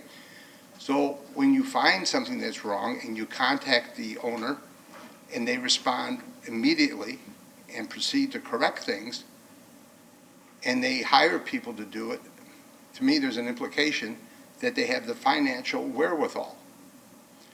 And if you are someone, have a corporation that you own personally, let's say an LLC, and you own many properties, that to me says that you're a professional property owner and you know what those terms property management means, preventive maintenance means. If you had properties down the street previously that were cited because of all types of reasons, you should be attuned to what, by this time, the city statutes and regulations are, and you would hope that since they paid fines, they're going to cooperate and stay in compliance. Is that right? Yes. I understand it clearly. Thank you. The past repeat, other properties, have they been rectified before us or settled with the city? Or are some of those still pending? I don't know the answer if any liens have been paid out for those properties specifically. They're not currently in my zone that I attend to. Okay. We can ask that. You stated there was one property, I think Douglas was 90,000, then there's another one that was 300,000. Yes. That's what you showed. The problem is, it keeps repeating, it never stops. That's for me. I'm Okay, fine. all right. Mr. Ungst. Thank you, Madam Chair, and thank you, board members. Appreciate the opportunity. Mr. Cashman, thank you. I'll try to stay as far away as possible. Counsel, I apologize. Would you mind if you would ask him questions? Oh, sure, no problem. Okay. Is this? No, it's fine. Is Give this him the good? podium here. Well, I think Mr. Cashman may need to, is gonna, yeah. Okay, so we'll try it this way. Mr. Castman, thank you again. Appreciate you answering these questions. I'll try to keep it as brief as possible for the board. Can you remind me, and feel free to go back through your PowerPoint, it's my understanding this is the only open case involving any properties with Dr. Ginelli. In other words, all of the other properties are in compliance and there haven't been any other citations or notices of violation that are pending as of today. I don't know the answer to that. Okay. Your PowerPoint did indicate that the two properties at Douglas with the $96,000 fine and at Cleveland with the $325,000 fine, those were brought into compliance in 2017. Is that correct? Yes. And you also testified that it took you a long time to come up with the repeat violations because they happened so long ago. Is that correct? The part that I had to research was just finding them in our system. And Finding how many there were, because there were many. And those numerous and many properties, more than just those two. And those had occurred in or about 2016, correct? Yes, within a 5-year period. Which is 4 years ago, correct? Yes, And they were all brought into compliance, or at least those two that you showed us, by 2017, is that correct? according to records, yes. Okay. So in terms of the gravity, you haven't found any other repeat violations regarding these 4 ordinances since 2016, is that correct? For what property? For any of his properties. Other than this property, there have been no other violations of fence, exterior, roof, the things that you are charging as repeat violations since 2016, is that correct? Well, at 1871, the utilities are off again. Okay. But it's not my zone. Okay, but other than that, there haven't been any other violations in terms of the exterior, the roof, or any of those types of things? At this property? Yeah. Right now, it's in good enough condition. Okay. All right. I think I got what I need to get there. The other question I have is in terms of the gravity, there weren't any, homelessness issues or criminal issues or other public nuisance issues on this property, were there? Yes. What were those? The lot clearing violation, the boxes there were being used by a gentleman to sleep there. I have the gentleman who lived on Hillcrest in the home right there who was telling me that there's guys sleeping there. And right now there's a few shopping carts in the property. I might have to post it for lot clearing again. Okay. In terms of Mr. Tanuzzi, you're not seeking any fines for any period of time that the water was turned off during COVID-19. Your fines are ending in February, is that right? For now. Okay. And it's understandable that a business owner might turn off their utilities during the COVID-19 pandemic, and is that why you're not pursuing fines for those days?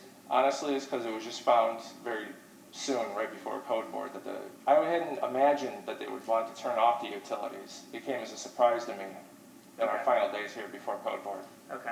Are you aware that Mr. Ginelli, about a few weeks ago, paid the city of Clearwater $100,000 to settle a lien on a US 19 property? I heard of it. Okay, so you're aware that Dr. Ginelli has paid $100,000 to settle one of his outstanding liens, is that correct? Yes. And are you aware whether that is the second or third highest fine ever paid in the city of Clearwater for code enforcement, at least in the last 5 years? Do you know anything about that? I don't know about that, no. Okay, that's fair enough. I don't think I have any other questions for you, sir. Okay. Thank you.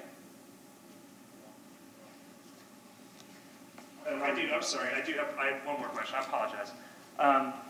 You indicated that we had been in email communication regarding the status of compliance of this property over the past several months, is that right? Yes. Okay. You spoke to me 3 months ago. Okay, and I've got the emails here if you want to see them. June 15th, can you confirm to the board that you emailed me and said the property is still in compliance as of June 15th? Right, and my pictures were on the 16th. And you didn't inform me of the non-compliance that you found on the 16th until I emailed you yesterday at 10:20, and you responded at 11:20 a.m. on June 23rd, providing me those pictures. Is that correct? Yes. So the first time Dr. Ginelli became aware of the issues you found on the 16th was in response to my email from yesterday. Is that right? Is he not policing his own property? I'm just asking you if that's correct or not. I don't know if he didn't know about his own property. Okay. Well, he didn't know that you didn't consider it in compliance until you responded to my email. Is that right? I don't know if he didn't find his own property in compliance due to you not telling him or him not looking at his own property. Okay. I think I made my point. I think this is not right, sir. Okay. All right. I just wanted to put that on the record. Thank you. I wouldn't have, personally. Take a deep breath. things to say, but I don't know. I have questions as well. We're obviously pretty split as a board. In the beginning, we used the word egregious to describe that property, and usually that's used as in shocking and very bad. And I think we've seen some egregious cases where we're worried about the welfare of children, or, a house falling in on somebody's head and people living in it. I was just surprised to see the level that, this has come to, and kind of describing this, because it usually isn't like that. I don't know if there's... I agree with that. I agree with it, but at the same time, we're talking about multiple properties now, like what he was saying. If you own multiple properties, and now this gentleman just referenced a property on US 19, if you own multiple properties within the city, you know that there's issues. Why is it that we're keeping talking about the same guy over and over again? Yeah, well... Well, here's the thing. I remember the 19, I think it was a McDonald's. And it's not easy maintaining something like that with transient and all that stuff. But if you choose to go into that business, that's what the baggage comes with. Then manage it. Or continue doing the way you've been doing. But let me ask this question. How's it working for you? There's no reason that we're seeing you ever again. If you pay $100,000 and you still owe money, you keep going that way, but there's a lot of citizens that don't care for it. Daniel, what's your recommendation? For right now, for the 4 violations that are currently in compliance, I'm asking for a fine of $250 a day per violation for the following dates. For the fence maintenance, for 2 days, it was out of compliance, $500 for that date. For the exterior surfaces, 7 days at $250, which is $1,750. For roof maintenance at 7 days, times $250, $1,750. For the abandoned building, 7 days at $250 for $1,750, for a total amount of $5,750 in liens. If I may say something. Personally, I double it, but I don't think it'll do any damn good doubling it. So I would go with the recommendation of the staff. I have something I'd like to say. I know this area real well because I grew up right there, right across the street from this building that is before us today. And I'll tell you this, the city throws out mixed signals for that whole area. We used to have a soup kitchen there. I don't know if that's still there or if it's provided. And then another thing, it was going to be something for a Mexican social center.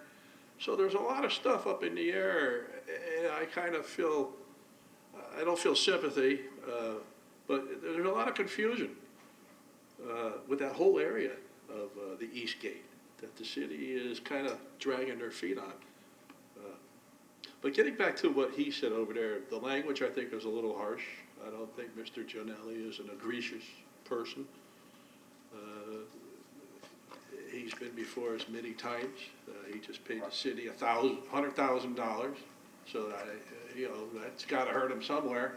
We've seen worse properties there. So I personally feel. I would go with the city's recommendation, and then they can come back to try and lower it another day. Could I have a motion for the recommendation? I would also like to, His attorney people that hasn't want to speak right Oh, now. look, I got all 3 attorneys. Just so, as a matter of due process, Mr. Armstrong, Janelli, are entitled to That place was once a good Chinese restaurant. I think before we make any sort of motions, Mr. Armstrong. Somebody has something to say, sure. Okay. It was a good Chinese restaurant. I think we just identified that we're going back since 2016, which is 4 years. So I think, it's not that you've been scolding this man for 15 years in our community, less than 4 years. The city was just paid $100,000 in a slap of his hand, which is a lot of money to any of us, whether he has a doctor in front of his name or not. So I think that should rectify and put aside, those 4 years that and now it seems like within 6 days, the gentleman started to resolve issues on a building, and now we're trying to hold him to a fire again, to a different standard that I don't think we're holding every business and property owner in this community. And then to throw words like egregious on it, like we're, putting people's lives in jeopardy. I'm going to support administrative costs. I think that's the way this should go. The gentleman is moving forward, trying to make changes. I think you can be firm and give time to make these in compliance like we did with the $100,000. And I hope that we understand the city does obviously have you on a radar, that we can't let this continue and happen again on other properties, because, you know, then we're just making excuses and kicking a can down the road. But I hope that we can move forward with that. If I may address what you say, I respect your opinion, but it got to the point there when we were meeting at City Hall building there, that they were contemplating giving Dr. Janelli his own personal parking space because he showed up at almost every meeting because there was one problem after another problem. So all I feel is to increase it would be punitive, it doesn't make sense. Go with the recommendation, and it will get handled like all the other outstanding issues that he has with the city. Madam Chair. We can't change his behavior, apparently. 9 years, are we still going to be talking about him? Madam Chair, may I present my case at my evidence? I think there was a little confusion about the process that we went through. Is it okay if I do that now? What is that, what's your goal? So I'm entitled to present evidence mitigating the fine prior to your motion. And so at the beginning, what I said when I had my mask on, and I apologize again, I didn't realize it was hard to understand me. When I had my mask on, what I said was, we're not here to fight the city about the violations. We're only here to ask you to consider evidence mitigating the fine, which is why I thought it was proper for Mr. Kassman to go first, since we weren't arguing over whether the violations existed, and then for me to go second because he needed to present his recommendation to you, and I'm responding to that recommendation. Okay, Is that okay? that's fine. Would Thank you you. be succinct? Yes, I will. I will. And I do want to apologize to Mr. Kassman. He has been very easy to deal with during this process, and I was not trying to impugn him by any stretch of the imagination. I do want to highlight what Mr. Menino said, and I think what Mr. Kassman said, that Dr. Janelli responded to this immediately, and that's because his behavior has changed. I'm not here to fight the city. I'm here to resolve all of this. This is the last case that we have of notice of violation on, as of right now. The case before you on 4.14 was withdrawn by Mr. Knight because we got that resolved. I've been working with Dr. Janelli since May of 2019 to settle the McDonald's property, to get that resolved, and then to resolve any other issues, and then to come back to you in a month or two with a petition to reduce the two outstanding liens, Douglas and Cleveland Street, to administrative costs, which is the process. And I think to answer Mr. Carruthers' question from earlier, the effect of a lien on one parcel is that it clouds the title of Dr. Janelli's properties all through Pinellas County. So any property that Dr. Janelli owns is encumbered by any lien that's imposed upon any of his parcels. And what does that do? That makes it impossible for him to divest himself of his property. So we're not here saying that Dr. Janelli hasn't had a problem in the past. What we're here to say is we've got to work together to fix it, and putting more and more and more and more liens is not going to help him get rid of his properties, right? So what the lien reduction for the other liens is not before you today. We're only talking about this parcel. But what I'm trying to convey to you is that Dr. Janelli has had a change in attitude. He was immediately responsive to Mr. Kassman. Mr. Kassman was very good to deal with. He was immediately responsive to Mr. Knight on the prior case that was withdrawn, and I'm staying on top of him to make sure he does that. And I'm trying to communicate with the city as much as I can to make sure, are we on the same page with this? And they know they can come to me on that. The fine that he paid for for US 19, the $100,000 fine that the city council unanimously accepted for the US 19 property, to my knowledge, is the second highest fine ever paid in the last 5 years. The only other fine that is higher that I'm aware of was the AutoNation Kenyon Dodge fine for property on South 19. AutoNation is a national company, and I totally understand, Commissioner Press, your comment that Dr. Janelli owns a lot of property, so he should be able to maintain them and keep them up. What I'm here to say is that Dr. Janelli doesn't have the resources of an AutoNation. He's not made of $100,000 checks. He's not made of that. He's a local optometrist who loves this city and who you've all known for a long time. And what I'm trying to do is help him get rid of these parcels. And the only way he can get rid of these parcels is if the liens are reduced. So what I'm asking today is a good faith acknowledgement that, yes, he has had a significant problem in the past. We have made a lot of ground up over the last year. We're continuing to work hard. He's paid me a lot of money to fight the litigation regarding the US 19 property. He's put a lot of money into these parcels. He's put over $100,000 into fixing the properties, which he needed to do, right? We're not saying that that's, he needed to do that. But my point is that it's got to end, and that starts today. He's not here in front of you with himself with his hat in his hand making excuses. He's hired me to try to help fix the problem for the city and for himself. And for that reason, the board can increase the fine to $500 a day. The board could also reduce the fine to 0. And we're not asking for that either. What we're asking for is a fine of administrative costs. As we've discussed, this is a relatively small matter. I don't think there was one complaint back in January. I don't think there have been a whole bunch of complaints since then, and he immediately responded to it. So respectfully, based on all of that, we're asking for a reduced fine of administrative costs today, which would close this case out. He would pay that immediately, would close the case out, and we would come back to you with a petition to reduce the other fines. And if you find it worthy to reduce those, you can. If you don't, you don't have to. And I'm sure the city staff will have a recommendation for you at that point on those. May I say? I'm not sure that we know what the administrative costs would No, be. no, well, they can figure it out. But here's the thing. There isn't any case where there's fines involved that is not settled without a doubt for administrative costs. That's a given. There's never been a reduction of administrative costs that I know of. So he's going to pay that regardless.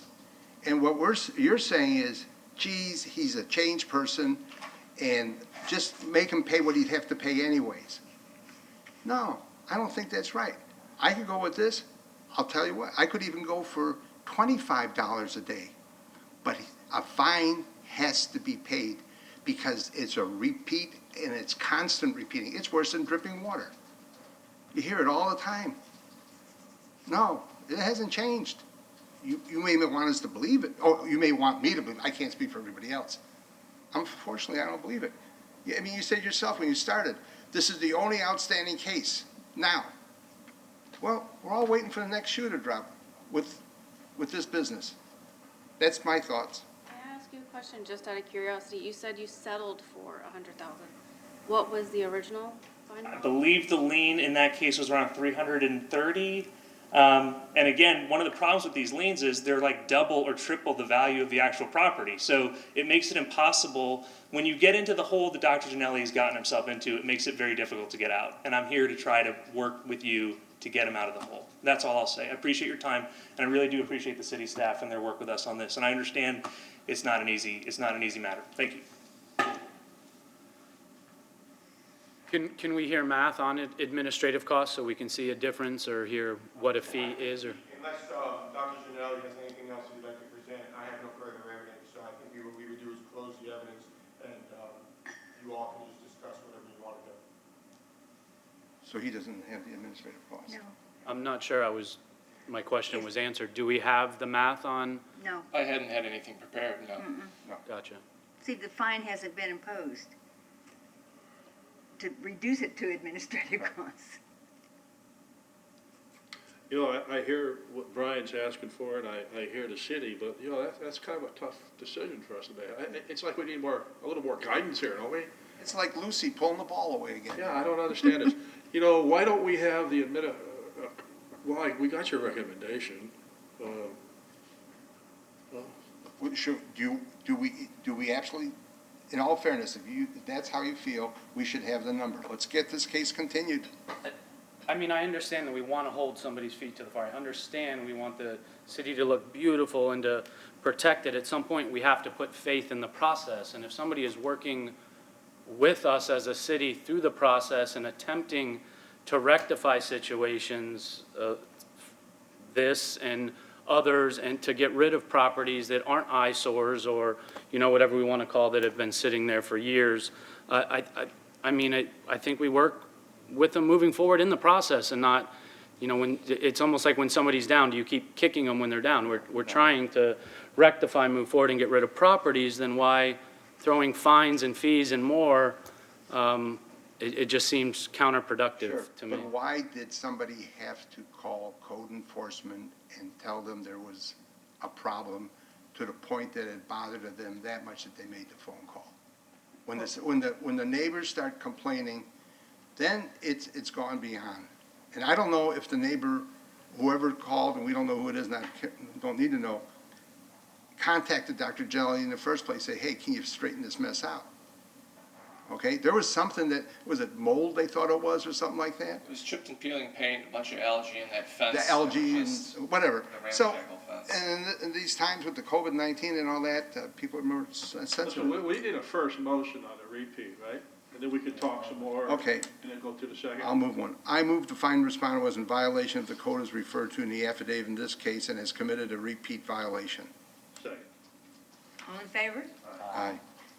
Motion carries. Then we can open, talk some more, and then go to our second. That or postpone it. You're doing a great job, obviously, and you're doing your job and you're good at it. I think there becomes times in our city when it needs to go beyond just a rule book and enforcement, and there's a gray area of compassion and cooperation, and I think this is a perfect example of a process where we're trying to cooperate, we're trying to make changes, and then we're still fighting on the other end.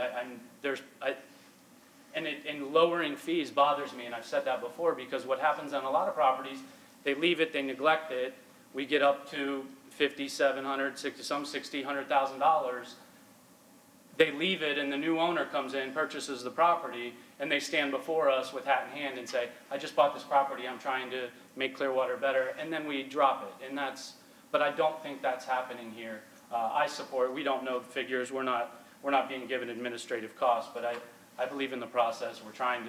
Seems to be trying to work forward, and whether, $5,000 is dropped down to $1,500, whatever the math is, I support the administrative cost, but without seeing a figure or given math, how do you make a decision on that? Right, so Mike, just to get this going, we have two options. We can either go with the city's recommendation, or we can come up with our own. Or we can have the case continue and get the number, see what it is. I mean, if you want to see the number, we can. Well, this is the This- total. the property has been basically run- So, yeah. I mean, The property's not an issue anymore because it's remedied. As far as what the administrative cost would be. At the end of the day, the number is fictitious to me, whether we say it's $750 or $2,500. I think it's the point of reducing them to administrative costs, whatever that is. That's a standard that's been held in years throughout this city, and we've done it hundreds of times and set that precedent. I think this case allows for that, and Well, I think you're right. We have done it many times because the people have cooperated with the city. They have worked to get the problem resolved, moved the thing along, corrected it. That, in my eyes, I haven't seen happen here.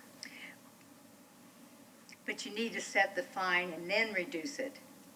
I mean, I can make a motion and I can give you a fictitious number. I can say $1,000, and we not call it administrative costs. We call it a fee of $1,000, and we put this to bed and we all move forward to the next one without putting the city through more work. I mean, it depends on how you want to look at it and how you want to handle it.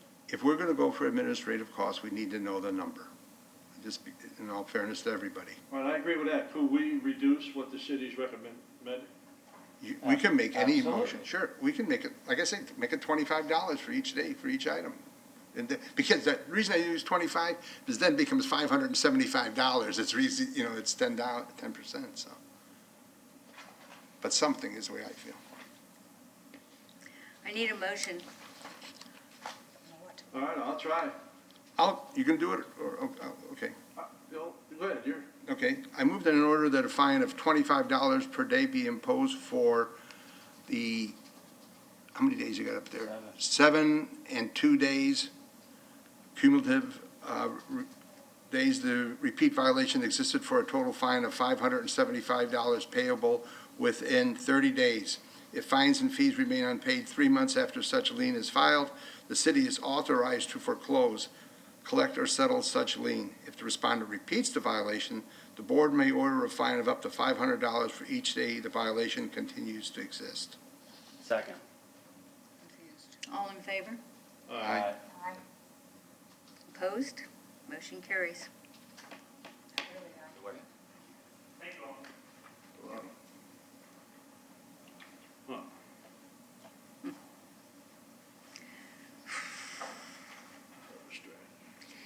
Case 4.16, continued from March 25th, 25th and April 22nd. Case 63, excuse me, I don't have my glasses on. 6920. Fine respondent is Christine Dorsalis at 214 South Highland Avenue in violation of code for residential grass parking and issue an order with a compliance deadline and fine if compliance is not met. Is she here? What case number was that, Mr. Chairman? 16, oh, 416? 4.16. 4.16, case 6920. Is this a declaration? No, it's still in violation. And they're not here, I'll make a first. But I move to find a respondent in violation of the code as referred to in the affidavit of this case. second. All in favor? Aye. Motion carries. Okay, Let me see recommendation. For this case, I'm just requesting compliance on it before July 8th of 2020, or a fine of $150 per day per violation for each day the violation continues to exist. We are asking the board to authorize the following: after 3 months from the recordation date of such lien, if the fines and fees remain unpaid, the city attorney's office is authorized to foreclose, collect, or settle such lien using any legal or equitable remedies available under the law. okay, could I have a second motion? I move to enter an order requiring the respondent to correct a violation on or before July 8th, 2020. If the respondent does not comply by that date, the board may order a fine of $150 per day per violation for each day each violation continues to exist. If fines and fees remain unpaid 3 months after such lien is filed, the city is authorized to foreclose, collect, or settle such lien. Second? All in favor? Aye. Motion carries. Okay.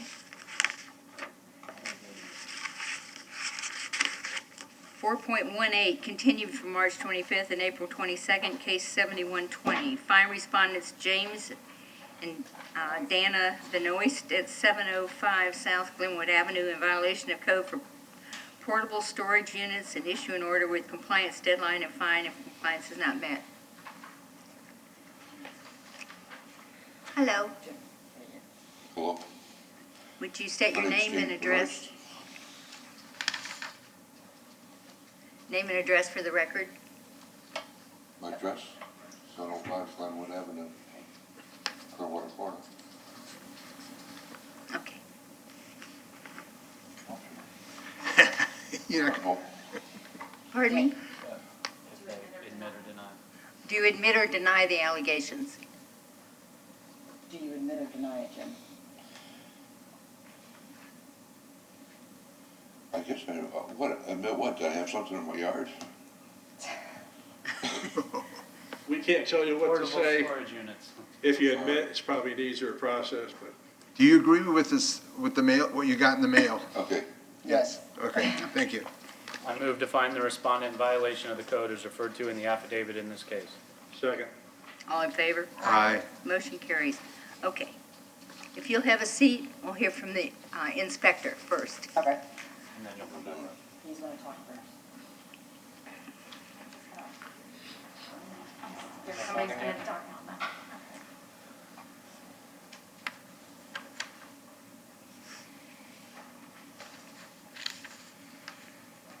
Daniel Kasman, Code Enforcement Inspector for the City of Clearwater. Case number 71-20 for 705 South Glenwood Avenue. There was one violation here, Code Section 3-2103.H.1, H3, and H4. It was for a portable storage unit in residential zones and portable storage unit occurrences. A permit is not needed to have a storage unit at your home, but it can't be there for longer than 4 days, and it can't be there for more than 4 occurrences per year and not consecutively. Notices of violation were sent in this case on December 13th, 2019 and January 16th of 2020 with compliance dates of January 13th, 2020 and January 26th, 2020. A certified mail receipt was received on January 24th, 2020, and there was an affidavit of posting on January 16th of 2020. This is the property, 705 South Glenwood Avenue. I went back here a while back, about 6 months ago, had an issue with a commercial vehicle being stored at the property. It was improper parking, but when I look a closer look at the backyard, there was a storage pod being stored in the backyard of the property. I went back on the 15th after sending an NOV for the storage unit, and I spoke with someone on the phone who said they were from the property, and I was explaining to them that the storage unit can't be back there, it can only be there a few days a year, and the person told me that they said it's a storage shed for a vehicle. Vehicles are being stored in there, and he claimed that it was not a portable storage unit, that it was a shed. And I explained to them that if they wanted to claim that that was a shed or accessory structure, that they need to talk to the Planning and Development Department and get a permit so that it might be placed properly on there, if it would even be thought of as that structure. There's just a closer shot of it. Here's the affidavit of posting on the 16th. I went back on the 30th. If you'll notice, it's a little harder to see because the unit's been painted beige color. Still in the backyard. Gentleman, I believe he spoke with the city manager about the unit and wanted to designate it as a shed, and was told again that they had to speak with Planning and Development Department to pull a permit to say that it's a shed. The case was delayed as we had the COVID pandemic. Went back on the 17th, still back there, still in the same exact spot. There was a permit pulled recently, but it was for repairs to a garage door. There's never been a permit pulled to say that it's a shed. Back on the 22nd, still back there. Inspector, if I was moving to Florida and I had a pod is a portable storage, right? Yes. Only allowed 4 days? You have 4 days you can have it on the property, four occurrences per year, but not consecutively. Wow. That's pretty tough. So how did your department become aware of this issue? When I went there for the commercial vehicle, That's when you said, that's when okay. I noticed that it was bright orange and sitting in the backyard. I was like, what's going on there? Got it. Okay. Thank It you. would take more than 4 days just to get my wife's stuff out of there. We may not mention that to her. I do know, people in the community that prefer to go that route. A lot of sheds that you'd put on a foundation are, 10 by 10 or 10 by 12. And we can barely put lawnmowers and weed eaters and shovels in them. So they do go that route. I'm interested to know why we're not going through the legal process of getting the permit and obtaining it. They're going to make you pull it away from the fence and set the right easements and stuff, but I mean. They gotta get up Come there. on, back up here. It's time for them. Can't hear that well. That's okay. I couldn't hear you. Yeah, that's okay. What is delaying you from going through the process legally of pulling a permit so that we make his life easier as well as the city's? We'll do anything we have to do. May I? I'm Danielle Benoist, I'm his daughter-in-law. Him and I both have been trying to, when he originally gave us the thing, my husband is the person that you spoke with, told us the steps we had to take. So I had called and met with Mr. Bill Horn and Ken, yes, I didn't know what his last name was. We met with them, can't remember the date that was. They also advised us and gave me, I think it was either you or Mr. Ken that emailed me names to speak with in zoning, not for planning. And you just saying that getting the proper permits, that's the first I'm hearing about it. So somebody didn't relay the message to me about the permitting. But I will go that route. I did not know about that. I was not told myself to get that. The thing was, his oldest daughter died about 10 years ago. My husband was the one that found her. The car that we have in that storage unit was given to him that we were trying to fix up for his granddaughter, the daughter of that daughter who passed away. That's what's being stored there. So I know that we are not allowed to store untagged, unregistered in our driveways, in the road. I know that is illegal to have. We would have been done for that too. But I will go the proper route if somebody helps me who I need to speak with. Because the only name I was given was a Miss Baker in zoning, which I have spoken with her by email once. She did attempt to call me back in March, but I was on a cruise. I did not get that phone call till after we got back. And the week we got back from that cruise, the city is when everything happened and everybody shut down. So that's as far as I've been able to go with it. So I would think planning and development would have to go to get the information?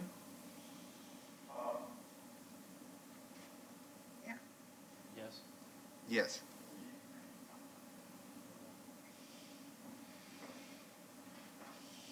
If you could step back. Oh, sorry. Ms. Clayton will help. Board, this is Gina Clayton, she's the Director of the Planning and Development Department, so she may be better equipped to answer that question.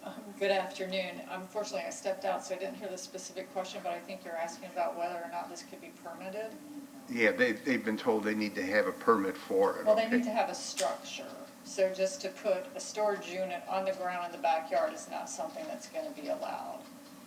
If it is put on a foundation and it's actually a structure that meets, the building code, that's another matter. So But in which its department current- should they go Planning to? and Development. You go to Yes. Planning and Development over And by the they'll get the utility building, specifics. and they will give you the I guidance mean, we're not that going you to give need, them guidelines on how to make it into a building, but we can tell them what the regulations. what the requirements are. And then Okay. you have to work with somebody to get Right, that and done. Melissa can help.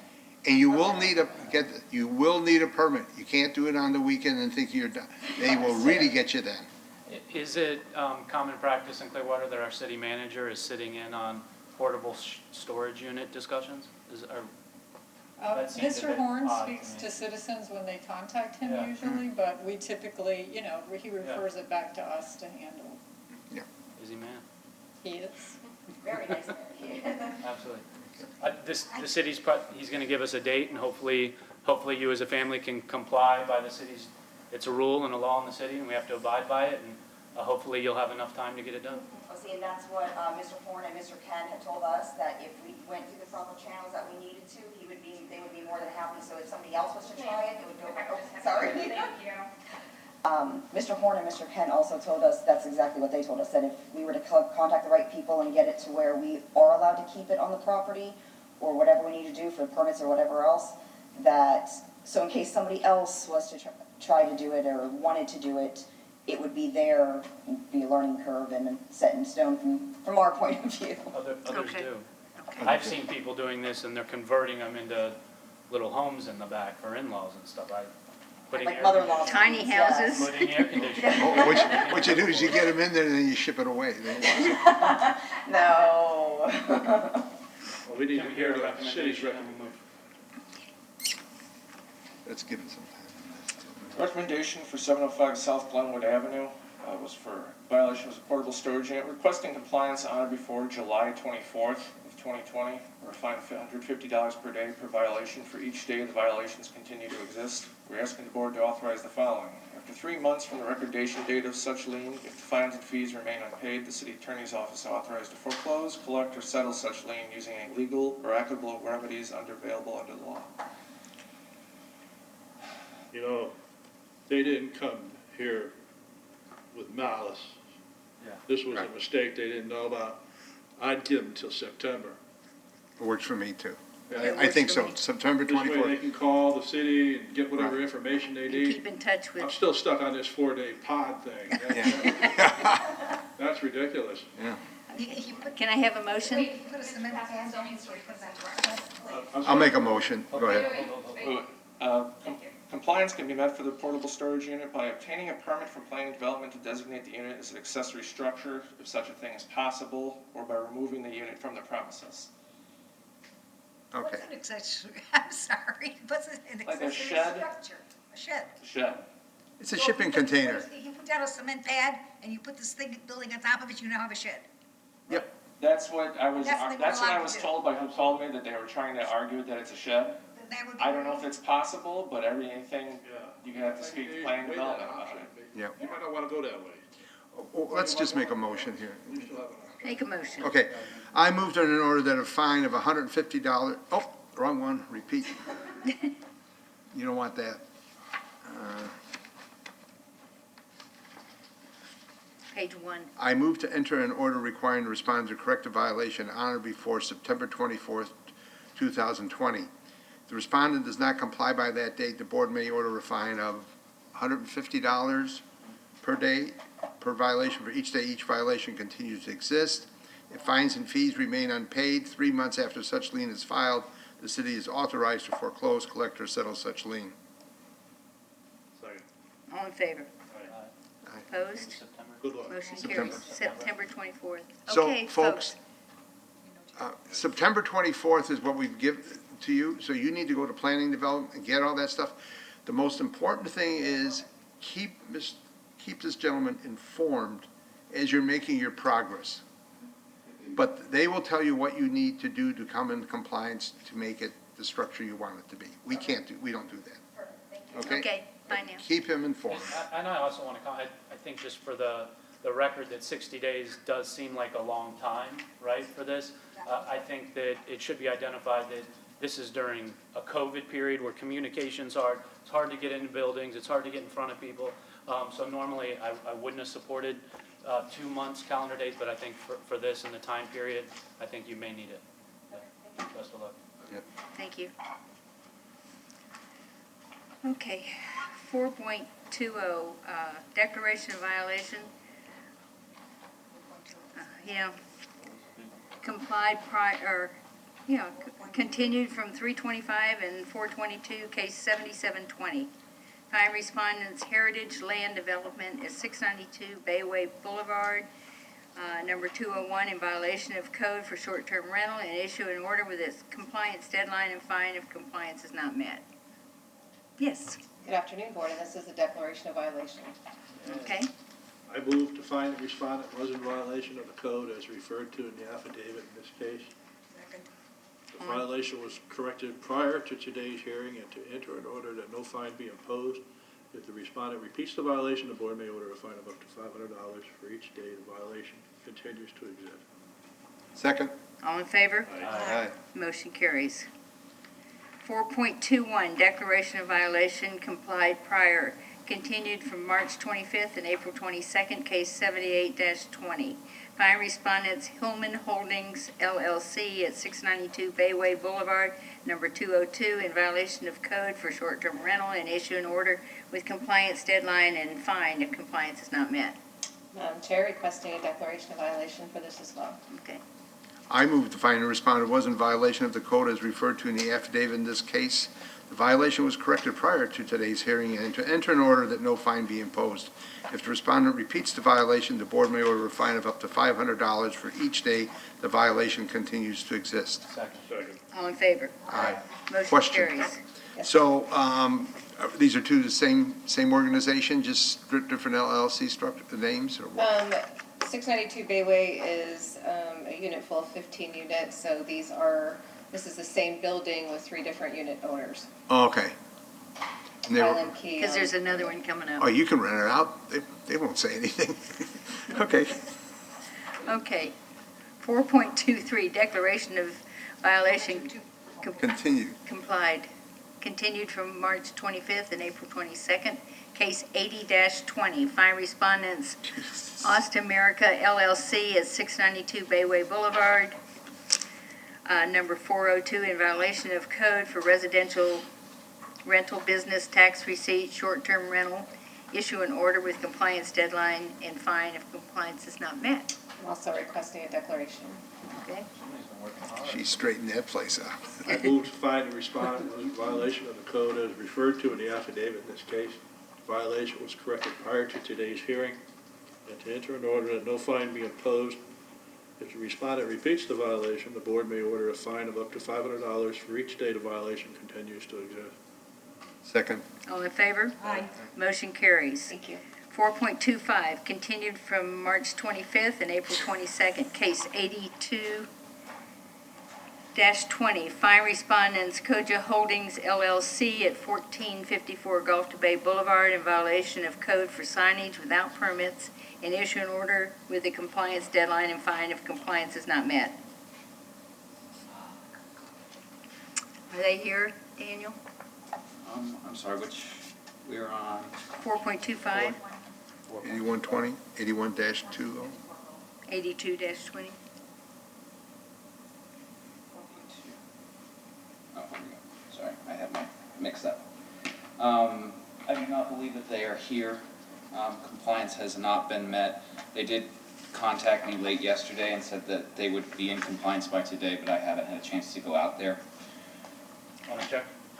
May I move to find the respondent in violation of the code as referred to in the affidavit in this case. Second. All in favor? Aye. Motion carries. Okay.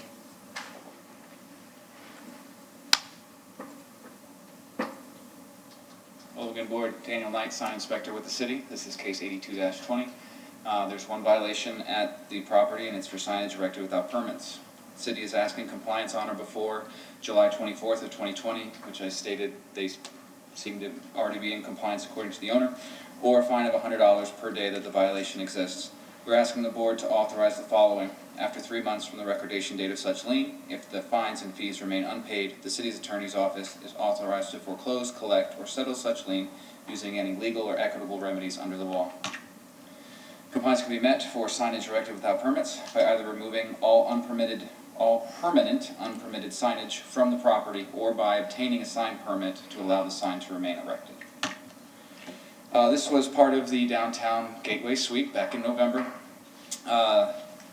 This is a photo of the 3 signs that were erected without permits. This fastener business did go out of business. The property owner took down the signs, painted over it. The big box store also has this middle sign up. They did come and get a permit for big box supermarket, but they did not get one for the middle sign. This was on 314, showing some improvements on the fastener signs, and the other 2 signs still up. This is just to show that the big box store did obtain a permit to install 1 attached sign, not 2. And this was on 615, just to show they've taken down the images of what products that they're selling inside, or at least the majority of them. There's still 1 up, but they seem to have no problem with taking it down. The property owner contacted the business owner, and he said he was going to do it. So I have full faith that it's down. I just haven't been able to verify. But, you know, some of those signs must have been put up by the property owner. I mean, like the fastener place and the other ones, they fixed that building up and all that stuff, so he knew what was going on. Yes, when they redid that building, correct, yes, and that was why when I looked in and there were no permits at all. Yeah. Yeah. Okay.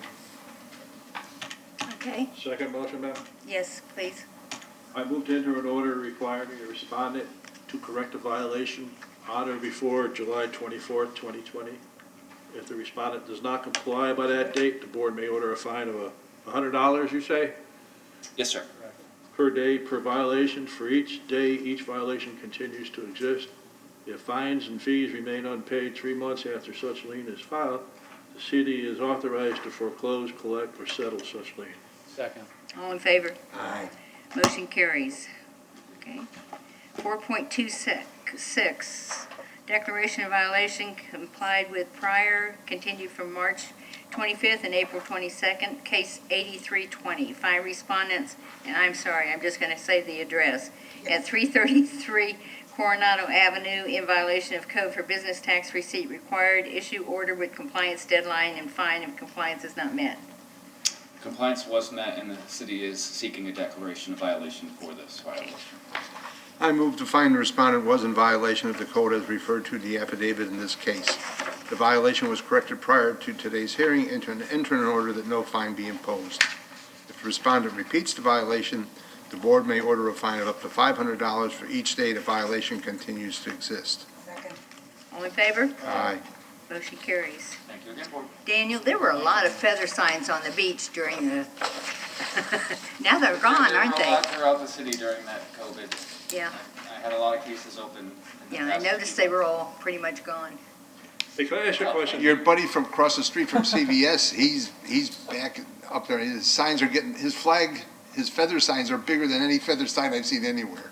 Inspector, so the code enforcement was the whole time, the last 4 months, you were, or last 3 months, not going out? I was not an essential employee. There were essential employees in code compliance, but I was not one of them. So I was off, but. Code enforcement is not essential. We thought I you didn't were say that. essential. I said that I. Well, we there weren't- debate that. There weren't We enough. will debate that, yes. Yeah, we'll debate that. Thank you.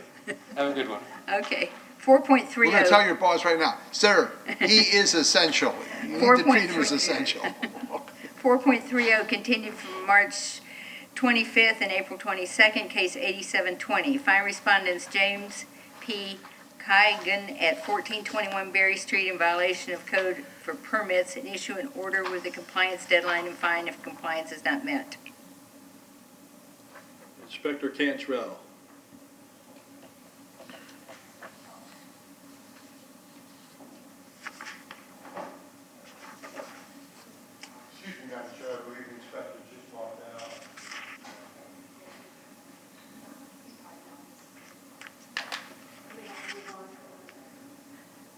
This might be our last one. You can't get away. Who knows? Well, There's something big coming, Sue. Hmm? Something's gonna happen, because Clayton's here, and she's the head, that's the first time she's been in any of these meetings, so there's something brewing. Well, we have two for Cantrell. I think it might be Roy, you know. So board, yes, You this is didn't the even last hear case for from this last portion of meeting. the agenda. If you'd like, you can go on and accept the, or see if there's anyone here for nuisance abatement cases. Okay. We have affidavit of compliance For first. that. Or you could accept the affidavits, of course. Okay. On the affidavit of compliance, are we bundling them all? Yes, the affidavits of compliance portion, the 5.1.1 through, 5.1.9. yes, no, 5.1.11. Okay. Okay. That's all of them. Yeah. I move to accept the affidavits of compliance as listed. Second. All in favor? Aye. We got that done. I like that. Okay, what do we got here? Affidavits of non-compliance. We've got 5.6. Affidavit, is that the last, where is that? Is that the last page? Page 10. Page 2. Chair, We've got do two you wanna page ask if twos. there's anyone here for any of these cases? Yeah, we, And then, yeah, 5.1 through, He's 5.11, Five point. the gentleman. well, we want 5.2 forward. 5.2. 5.2. 5.6? He's 5.2. Nicole, 5.2 forward, or? Withdrawn. Move to accept. 5.2 is withdrawn. No, I mean, are we gonna bundle all them? or- No, what we'll do, Somebody's here for 5.6 and 5.11. Oh, okay, gotcha. 5.11? Can we bundle the other? 5.1, And 5.11. well, we can take care of the other ones You wanna and then do those two. bundle the Except for those others two. and come back? Yeah, when the chair asks if there's anybody here, then we'll note those Right. two and then we'll We'll take go that. back to 4.30. Yeah, that would save time. We'll do it, we can do them all, if you ask if there's anybody here, because they'll speak up. Okay, we're talking about which ones? 5.7 through 5.10, you're gonna bundle those, and leave 5.6 and 5.11 out. Are those the only ones Those are here? the only ones here. 5.7 is withdrawn. Yeah, there was So some it's late 5.8. entries.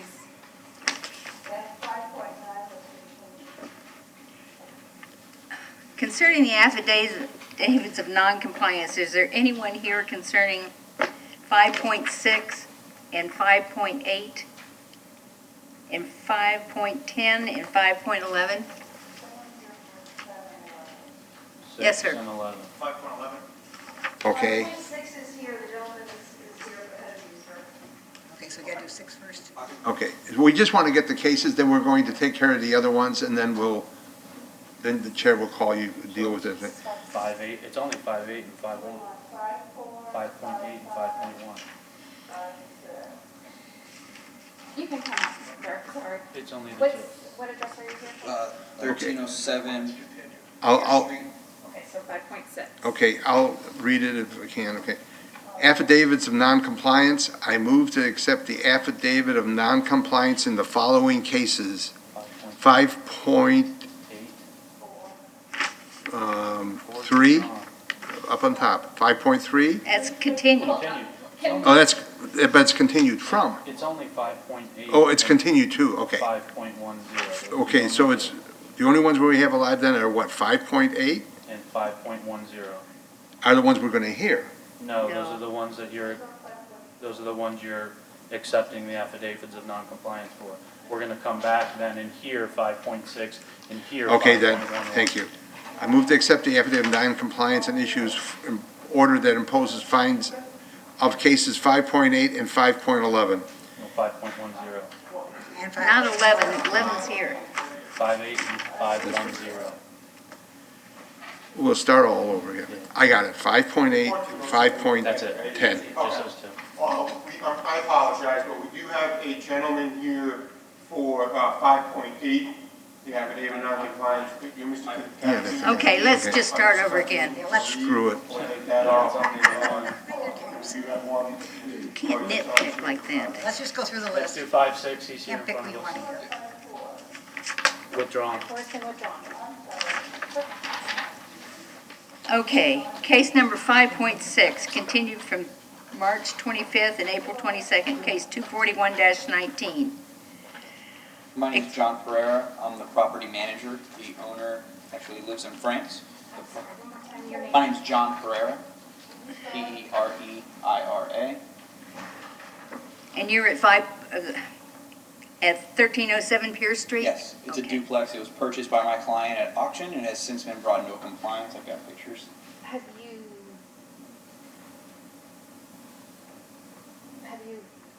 Who's the inspector? have you spoken to the inspector? No.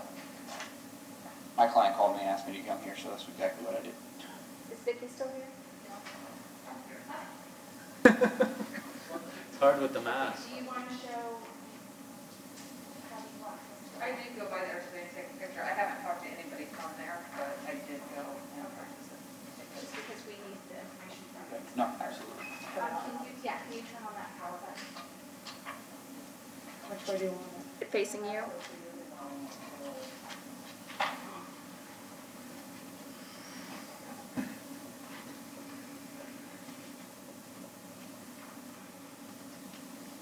It's okay to me.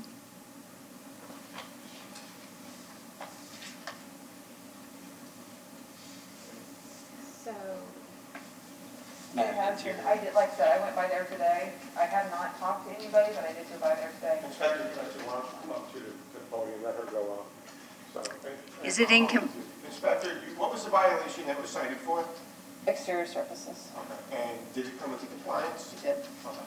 And when did it come into compliance? I don't know because I've not spoken to anybody. I just went by there this morning and seen that it was in compliance. It was not a month ago, but I don't know when. It was not, oh, so, and when was the compliance date?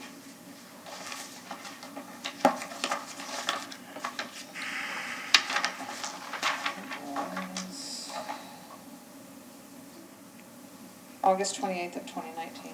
August 20th, 2019. Yeah. And when did your affidavit of non-compliance indicate, and what was the date of your affidavit of non-compliance? December 18th of 2019. Okay, so you went out sometime between I'm sorry. August 19th and December? Sorry, the board ordered, the date was December 18th, 2019, and find that as of October 23rd, the said property was not in compliance. So it was October 23rd of 2019. Okay, so as of at least October 23rd, 2019, the property was still not in compliance? Correct. And that was about 60 days outside the compliance state? Correct. Okay, thank you. But now it is in Do compliance. you have any questions you would like to ask? Yeah, this owner lives in France, so it's extremely hard to communicate with Come him. forward, sir, we can, the speaker. The owner lives in France, so it makes Yes. it extremely difficult to communicate with him, either through mail or even by phone. So I'm just kind of jumping in and trying to get this under control. Let me ask, so he got you involved and then did you manage this getting Yeah, in we've the... been managing it. He hired one of our contractors to do the renovation, the reservation. So you saw that it got done once he contacted you, so Yes. apparently it's been laying with the owner and then he last minute does something and then you're here? Yes. Okay. May I ask just a quick question? Sir, do you know what date the property was brought into compliance? It was, I know that it's been under renovation for a few months. I don't know exactly the date the contractor finished it.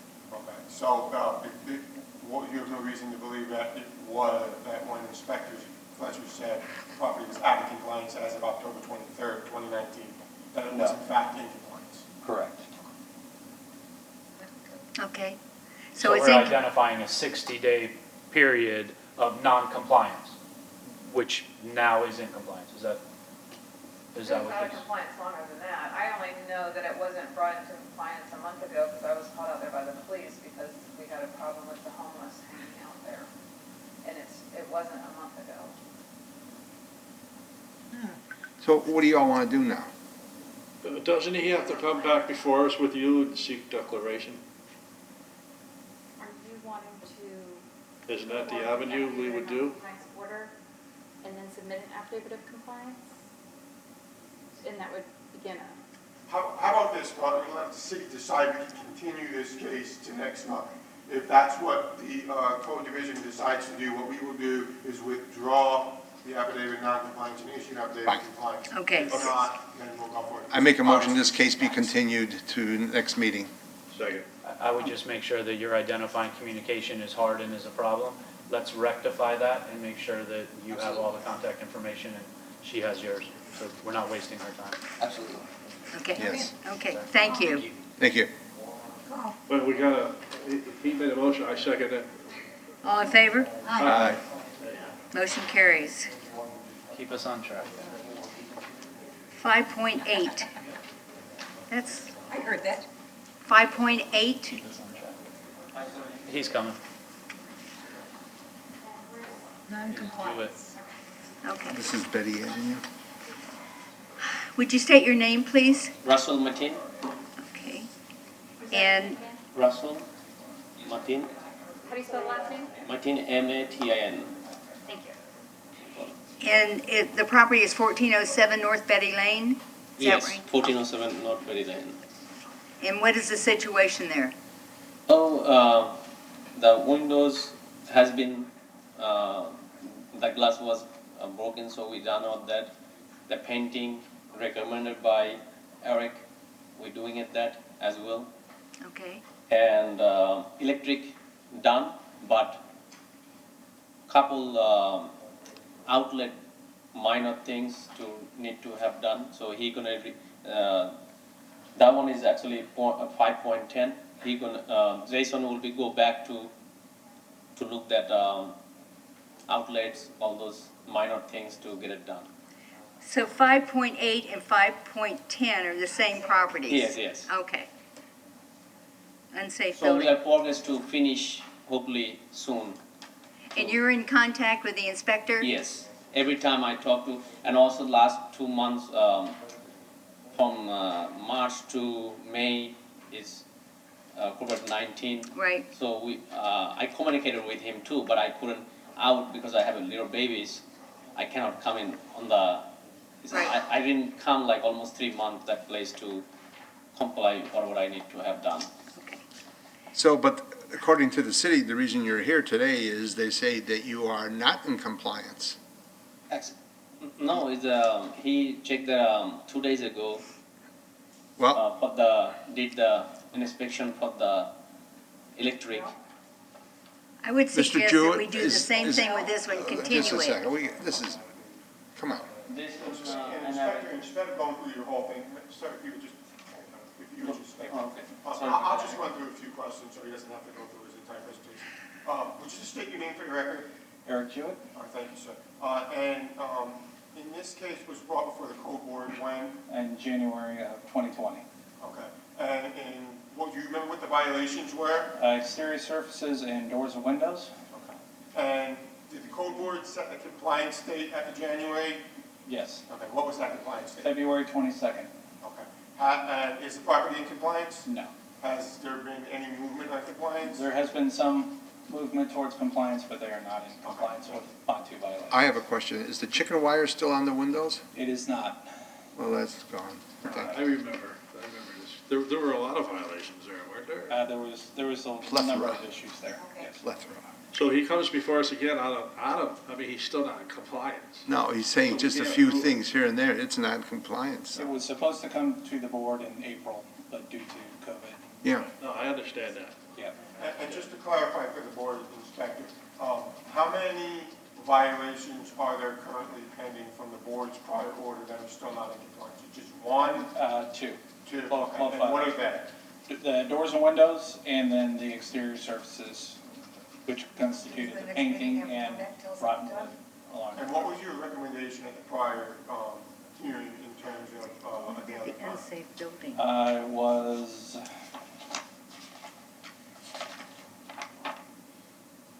$250 per day per violation. And did the board in fact accept that recommendation? Yes. Okay, and is that what you're recommending today as well? Yes. Okay, thank you. No further questions. What was the timeframe we gave him back then? We saw the case in January, and you gave him until the 22nd of February. So not very long. About a month. He was originally cited back in October of 2019. Right. So he was supposed to be in compliance by February 22nd. He was supposed to be in compliance February. prior to that, before he even came before the code board. He had a compliance date of November 18th of 2019. Does this entail the unsafe building also? I believe that is being handled by Inspector Cantrell. Same- It's the same building, but different issues at that building. The building has issues. Okay. You know, so Yes. this is unusual. I mean, this is non-compliant. Do you have a recommendation? The, Or is that- the recommendation from February 22nd of the $250 per day per violation, what you all have recommended. This is Can you just say that one more time, please? $250 per day per violation, From? February 22nd. So $500 per day from February 22nd. And that is until the violations. Until the violations are correct. It's ticking. It is, Well, that's just on that, we're not even discussing an unsafe building yet. Yeah. right. Gentleman's got his hand raised behind you. Wow. The door, If you could come to the podium. yeah, the door is, the board was there, and we moved that board. He recommended to remove the board, and we did it after, open these pandemic times. I didn't come since March, around March middle to May last week of that, because it's all, I don't wanna, I have a little twins, 2 of them, so they don't wanna, my family doesn't want to let Yes, me go right. out to do those things. Okay. So here's the thing, sir. There's ways to get things done, maybe a little more difficult than normal, Yes. but that's where we are. And you have this started in October, and now it's 8 months later, you know, or more than that, 9 months later, and you're still not in compliance. You need to get into compliance. But let me ask you one question. During those 3-4 months with the pandemic, were you still collecting rent? No, I don't have that rent from the bottom, all empty on the bottom. You have a problem, It's but very, and I guess you won't be able to get anybody in there until you get everything in compliance. yes, and, You need to get it fixed up and that's quickly. why I'm here. It's costing you money, sir. Yes. Do you have a time frame? Actually, tomorrow electrician coming back to put the cover, so that 100% will be comply with Jason, and he's compliant with, hopefully, if the guy's doing the painting, the surface, he's asking for 2 days ago, will be done as well. But again, if somebody gets sick, I cannot tell them to go do this. Do you have contracts with these people? Yes, I do have that. Do you have them? No. No? So what happened leading up to February though? Because you were supposed to be in compliance by the end of February, it was before all of this even started. Because What those happened? people not move out all the way. He couldn't get them out. All empties, I remember and that. I don't wanna go there, you know. Yeah, but the exterior Yeah. can be done from the outside, which is safer, and doors and windows. Okay, doesn't really matter, sir. Yeah, window I know We're is here, right away. we know where you are, Yes. and you, I think are gonna see some fines coming your way, so, anyway. You I feel they're not in compliance. you know, I kind of lean towards everything Mike's saying today. You know, this is a pandemic, not to give them excuses, but there are 3 months, these past 4 months that we've been in where, you know, landlords can't just kick people out, can't bring people in. So I feel for them a little bit there. I feel for him a little bit, but I want to know what happened between the Yeah. last time we talked about it to. Yeah, you gotta get serious. You know, we You didn't gotta- shut down Right. until like the middle of March. And we haven't heard from the inspector that they've been working on it, they've been trying to working on it, but they've been running into problems because of the pandemic and all. That's not it. Like the exterior, no matter what, could have been addressed. Right. It's not getting addressed. He's stalled, he has no proof of contract. Right, so, I think the city has substantiated that he's not in compliance. And let's City be of done Clearwater with is it. very lenient compared to. Okay, I'd like to make a motion. Well, I think it's There is important no you motion. understand that Is the there? fines and the meter Yeah. is running. So it's super important that when that work gets done and the windows are done and exterior surface is done and your electric cover is done, I think the second it's done, you need to make sure the city knows and is understanding that that's the cutoff date. because I'm afraid of your fees and fines are gonna be 3 times what the Yes. property's worth. So what you're putting money into something, that's a tough Can I situation. ask one more question, just so we're okay on the math? You said $250 a day, that's the total, since February 22nd? It would be $250 a day times the other Two. That's 500, $500 starting February 22nd to today. But what is that total? A lot. A lot. 90? Yeah, that's where you are. 60,500? $500 a day, 90 days. But I talked to Jason, he said as long as you done the job by that time, is not Oh, charged. that's Jason's thing. Yeah, So here's the you're- thing, sir. We're not here to calculate the number or anything like that. All we're here is to see are you in compliance or not? And I'm going to make a motion that you're not based on the evidence that we've had. And then whatever comes out, the numbers, the dollars, you'll work that out later on. But right now, you're not in compliance, and that's the problem. And what he's trying to bring to your attention is, this is costing you a lot of money, and so is he. What the number is, we don't know. But I do try. You're not he's just said you're not in compliance. You have doors and windows that you haven't addressed, and you haven't addressed the exterior of the building. Okay. So with that, I'm going to make a motion. Okay, I move to accept the affidavit of non-compliance for case 03-20 and issue an order that imposes fines and state if fines and fees remain unpaid 3 months after such lien is filed, the city is authorized to foreclose, collect, or settle such lien. Second. Second? All in favor? Aye. Motion carries. I'm in favor of that. Robert, where were you reading the language for that? What page? Page 6. Yeah, we don't have to worry about them. I mean, they're saying he's non-compliant, we find that he wasn't, so. Brought that up so he'd be aware. Yeah, oh, absolutely, And it's not in absolutely. compliance since yesterday, it's not, we're. Okay. Yeah. I have one more confusion over here, please, no understanding. Because one door, he said it's no compliance, which is, that one is easement with another person with that convenience store. So he said he will take care at the time, last time, and he never take care of that. So now is another confusion is coming to my,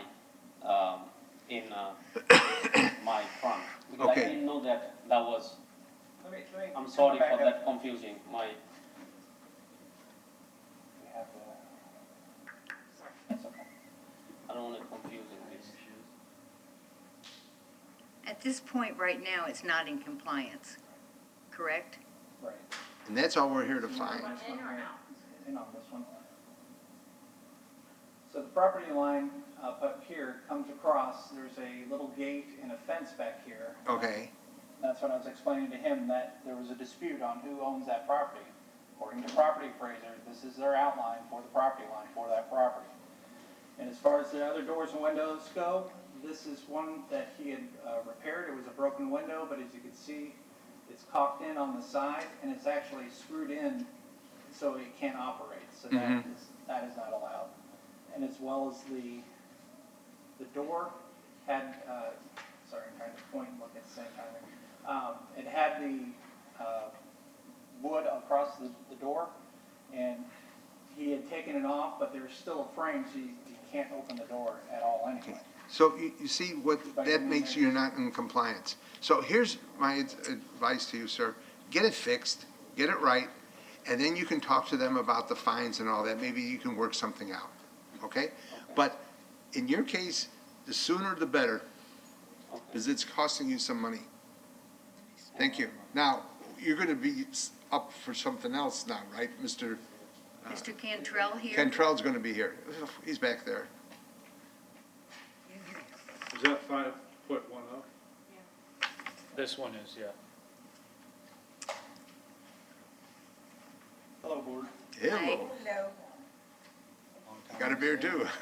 Well, you sort of had something going. Yeah. So, Mr. Martinez is not in compliance for this property as well. Okay. I think last time you were here, weren't we waiting, the fire department was on their way out to do an inspection, because tenants live upstairs? Yes, they do. Are they still living there? Yes, You got a good some of memory. them. The fire marshal, he was here, wasn't he? Wow.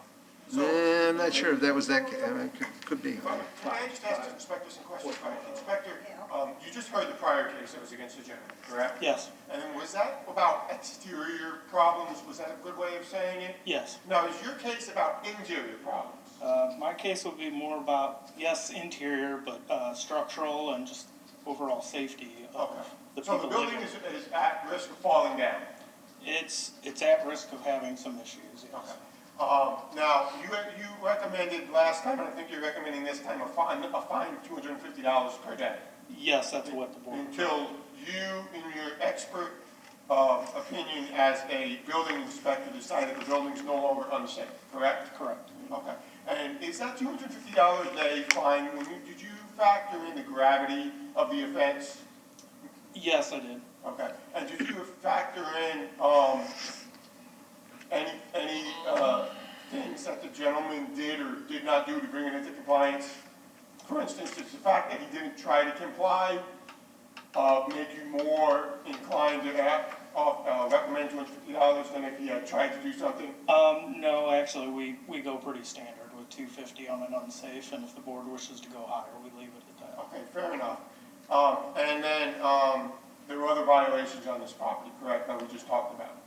Yes. The exterior stuff, Yes. and that may factor in? There's quite a few issues that contribute to the violation. And could you or could you not have gone up higher? I believe we could have gone to 500. But you're not doing that? No. Okay, that's fine. So those are the factors, again, that the board should consider in the fines, and I'm just kind of walking us through this, because it's in the code and the statute. I know we've had a little bit of discussion about that today. But so when we consider this, we're recognizing that we are asking for two separate board orders. One is $500 a day for fines that we just talked about, that go back to February. Inspector Cantrell is asking for another one for $250 a day for fines. So it is true that we're asking for a total of $750 per day for fines on this property. But given the structural problems, the electrical problems, the unsafe problems, and all those exterior problems, we feel that those fines are appropriate. Thank you very much. So I have a question, Inspector. Yes, sir. What is wrong right now that we're at where we're at? There's some rotting wood rafters. There is some issues with the mechanical, which would be the air conditioning. The vents are not properly, Okay. the ducts are not properly connected to the vents. They're So is the rotting wood on the roof or on the second floor? The rotting wood is on the roof of the first floor, and also on the canopy of the outer building. Okay. And it's kind of hard to describe. There's, I don't know if Eric had the pictures up. There's one story, and then there's two apartments on the ends. So the middle's just one story. So that part of the roof. And then people walk from out? Yes. On the, Yes, yeah, they can. okay, so, There's issues with the railings, which Mr. Mateen has attempted to correct. However, it's, there was no permit for that and signed and sealed Okay. drawings, so. very good. So may I ask, sir, what have you done to correct these problems that Mr. Cantrell just mentioned? Okay, now I'm really confusing. I had a citation from him, said electrical, and the grandfather in for the railing in the back on the upstairs. Right now, another thing he just mentioned, I don't know which routing wood beside the routing wood. We spoke about that when I was over at the property. You talk about the grass side? The grass? Yes. Yes. Okay. So that one is just, I just now more accurate for that is a routing wood we need to replace. So I'm really confusing, but I do got that electric almost done, right? He has pulled permits for some electrical work, and that is, the permits were completed. However, there are still a couple of minor issues he needs to correct, like putting plates onto Right. outlets and such. He wouldn't really need a permit for those. However, that's just the electrical portion. He still has building and plumbing, mechanical issues that he needs to address. Okay. That was my question, is how you feel communication is, and do you feel that he's understanding the gravity of what we as a city are presenting to him? Because it sounds like there's a lot of confusion and misunderstanding, and this isn't just days and weeks. I mean, my friend, you're 3 months into ticking it. We just were given a figure over $60,000 on a previous fine. $700 a day is a lot of money. And you understand the gravity of your situation and what you're in and what needs to be done to rectify it, or else your fines and fees are just every day. And somebody could get hurt. I didn't know that's the way will be, because I talked to him about all the time, said when is finished, the work in finish, I don't have no fees. This violation, the penalties.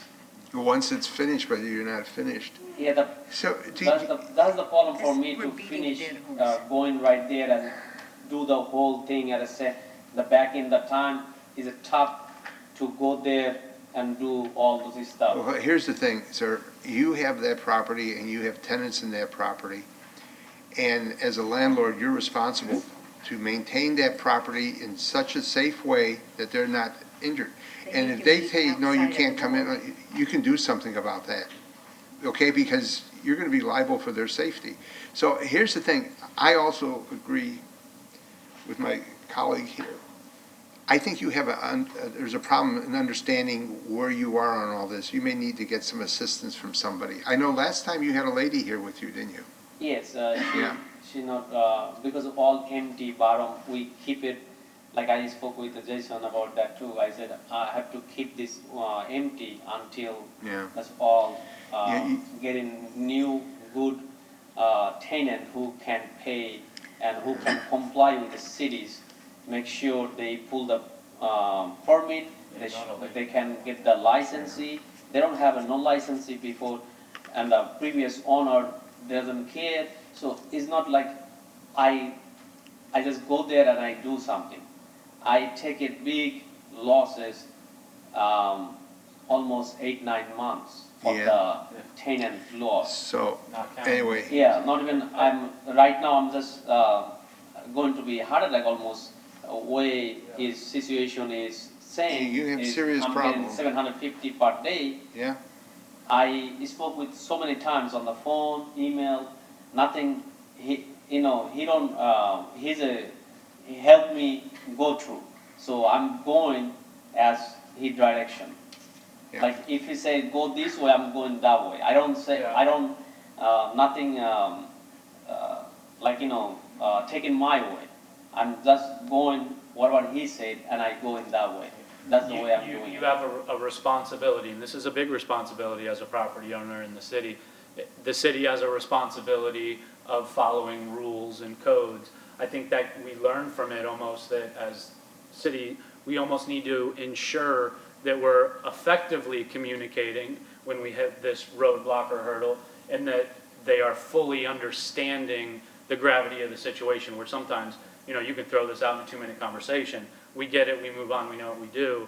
I think here, we need additional layers of communication probably, right? So I think we learn from this, but this is an unfortunate situation. I hope you can get it done and done soon, because you're almost 4 months past due. Not $60,000 is a lot of money. Make a motion. Yeah, I wish you the best. Good luck. I'm gonna do what How you did. long I should have time for this? Affidavit of Non-Compliance.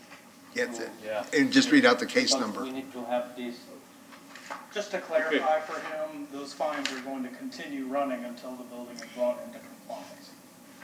So the fine Page 4 has the unsafe building But motion. you're not gonna charge that, right? When we get it done, Yeah. it'll be. I was gonna go with Well, affidavits of compliance, that's what we're dealing with, is affidavits of compliance. Non-compliance, right. That's where the breakdown is happening. Yes.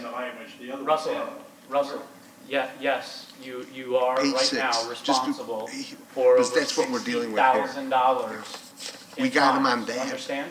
The first time, that's why he's under Tomorrow, 250. it's $60,700.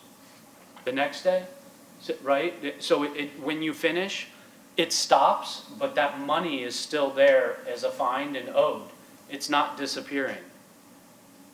Do you? But I asked him about last time, he said it's long you done, is that. Yes, when it's done, it stops, but you're not done. That was if you No, got it that done was by the end of 4 months February ago. date that we gave you. So Yeah. if you did not do that, it's now accruing daily. You had until February to get it done. If you got it done, no fines. But that's not the case anymore. If you finished it in February when your compliance date, he gave you that date was set, there would have been no fines. Since then, every single day, you're collecting fines and fees that you are responsible for. Yes, you will, at the end, when you finally finish it, you will owe that money. Does that make sense? I don't think it does. That one is, I didn't know that. Yeah. Yeah. Because I've been, so many times I'm asking him that, is how it gonna be work? It's gotta be quick. Sir, You gotta get it. remember one thing, you got a letter in the mail that told you what the board said and that you were gonna be fined $250 a day. You got that? Yes. Remember? You Yes. signed for it probably even. Okay, that was your notification. If you didn't understand it, you should have maybe gotten help from your friends to go over it, if you know what I mean? But that's when you were told what it was. And he kept telling you one thing, when you're in compliance, it stops. That's true too, okay? But you're not in compliance. That's, it's very simple.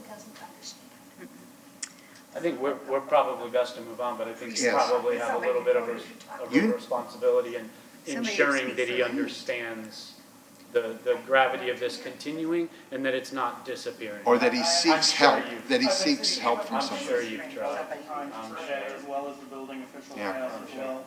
I'm gonna make a motion. Okay, make a motion. Let's make, This is case 25-20, we're making a motion now.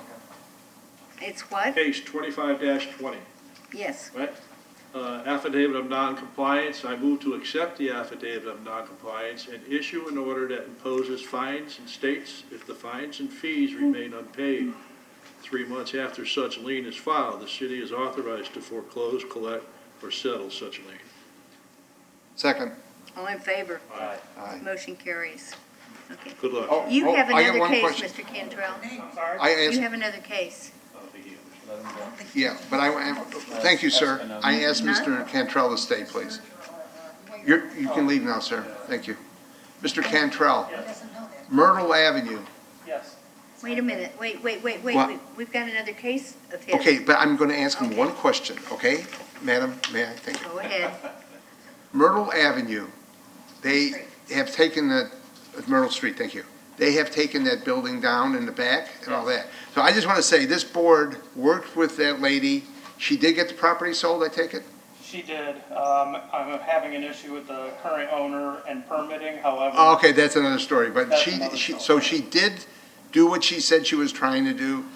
The bad buildings in the back are down. They're doing something inside now. I don't know what it is, you go by there, but I think that's a success story. Okay, you have a case that was continued from, 4.30, continued from 325 and 422, case 8720, fine respondents James P. No, oh, that's been withdrawn. It was a mistake on my part. Yeah, we only have 5.11 left. I know. I deserve it. You deserve it. To the whole room. Sorry. It's not at fault. No problem. Good. 5.11? You're welcome. Okay, where are we? 5.11. 5.11. Okay. 5.11. Accept the affidavits of non-compliance for respondents Sahib Roy at 933 Laura Street for permits. Okay.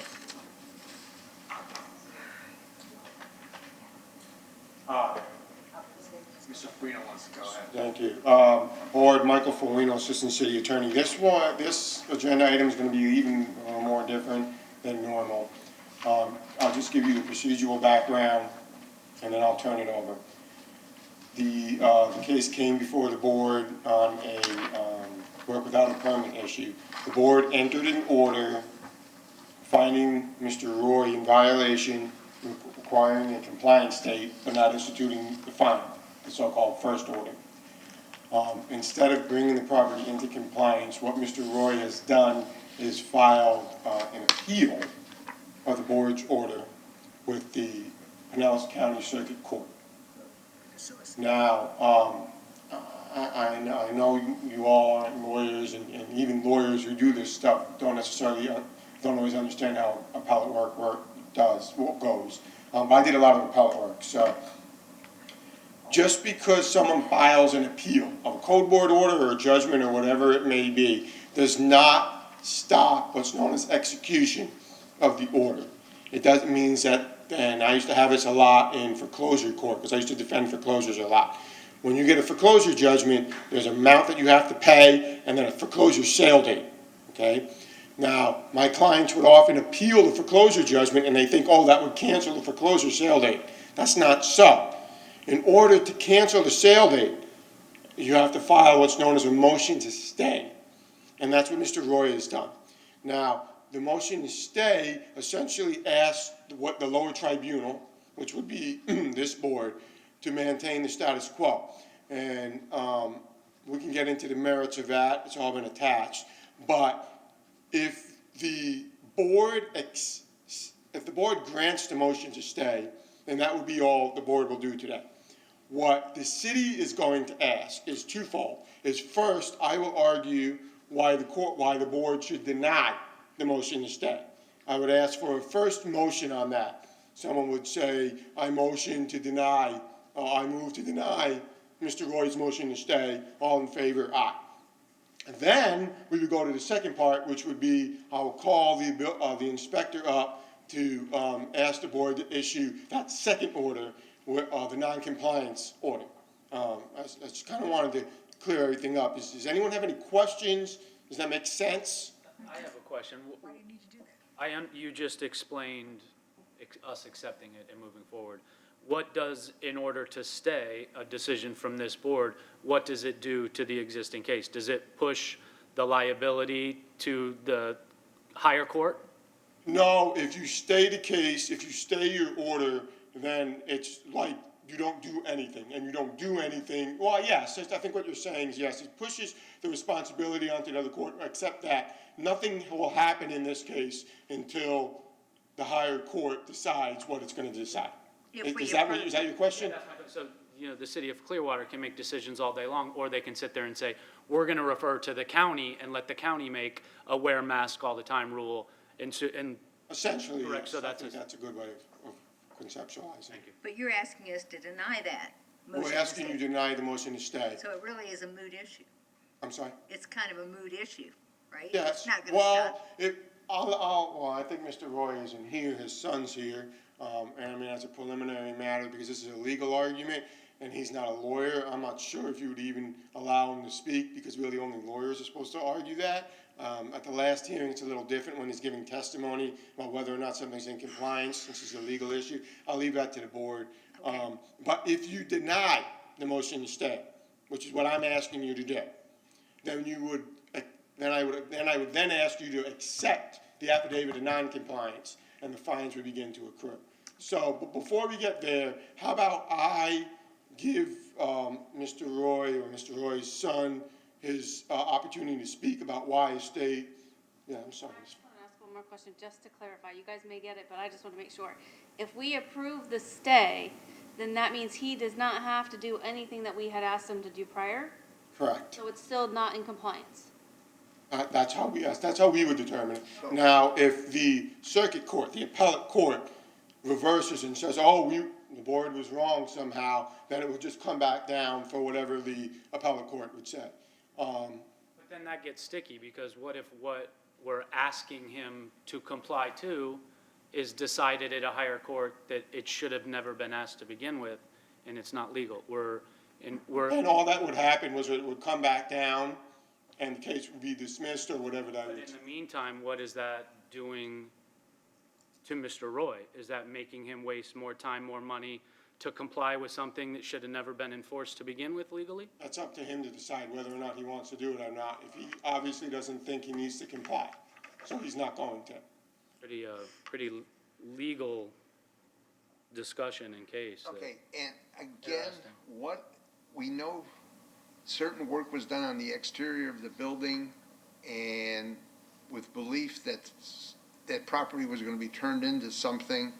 And the city said, we could work with you if we have access to the building to see what's going on there now because, you know, that. So what did we ask them? What did we say? No, this is what we want you to do. We basically asked him to do a permit, and then I think what. For the work that was done? Assistant building official asked for was if we could get access to the interior of the building, which was another thing that we believe it had renovations, we could decide whether or not a permit is necessary for that. My understanding was that, Mr. Roy did not allow access to the interior. So there, we're looking at like two permits, the exterior work that was done, past done, and then, by the way, that's what's going on inside. Okay. So I will turn it over to Mr. Roy's son. If you want to allow him to make that, whatever his argument, that's fine. I'll make my rebuttal, and then if he wants to have the last word on his motion, we can do that as well. Okay.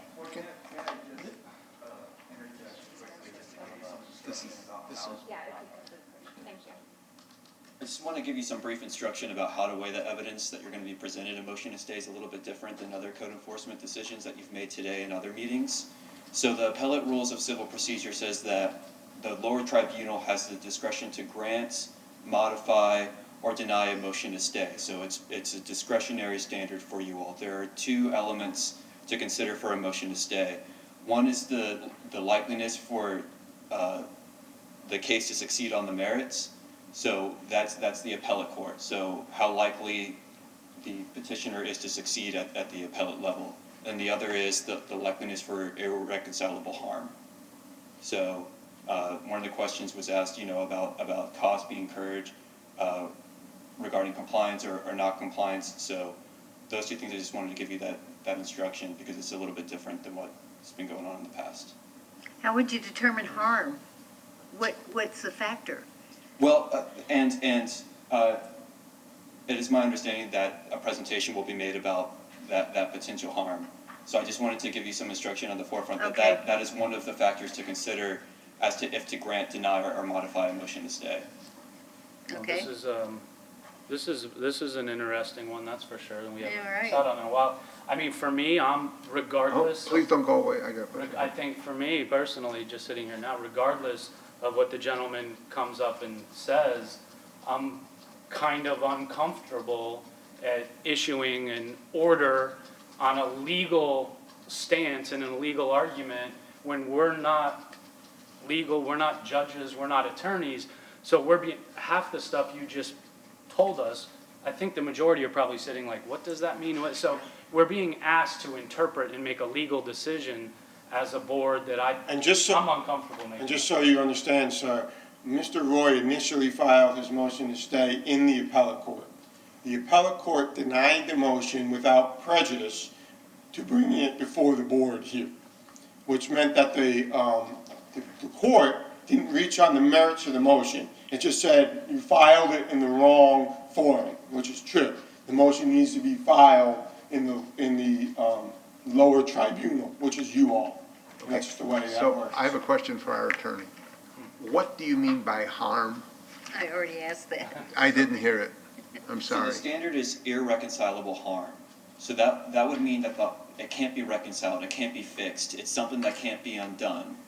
Like if I go and spend $100,000 becoming compliant, and then another court tells me that should have never, how does he get his $100,000 back? That's harm that he's probably not gonna see? But potentially, so it's within the board's discretion. So the advice I can give you is that irreconcilable would be something that, for lack of a better word, can't be reconciled, can't be put back together. How you interpret that is the board's discretion.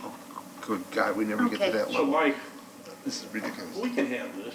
Well, of course we can handle it, but Yeah, I don't know I how do fair this that if it is comes to to do to this. somebody and try to make a legal decision in a non-legal, we don't have a legal background, Okay. we're not understanding. I understand. And I think a higher court should probably make that decision, and that's what we were just told would and could happen if we chose. I have one question, and it's for none of you people, but Mr. Root in the back, what does a permit cost? Typically, That's all it is about getting a permit or not? The permit fee goes off the job value, so say $7,000 job, possible permit fee, this is an estimate, ballpark, yeah. 125 to 225 Dollars. Thank you, dollars. Yeah. So the harm would be 125 to 220, up to $250, in that neighborhood, roughly. Well, that's just the permit. What about the fees or the fines accumulated from it? Why don't we hear what Mr. Roy Right? has to You know what I say? mean? I think it's irregardless of what the cost of a permit is, if it's not needed, if I'm putting siding on an existing wall, our city says I don't need a permit. It's an existing wall, I can put siding. You need a permit. You need a permit. That's why we're here. Why don't we go forward and hear everything? Yes, okay, but I just wanted to get a depth for understanding what harm really means.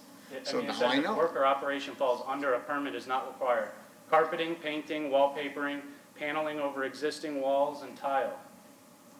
Is that not our city? That's external though, right?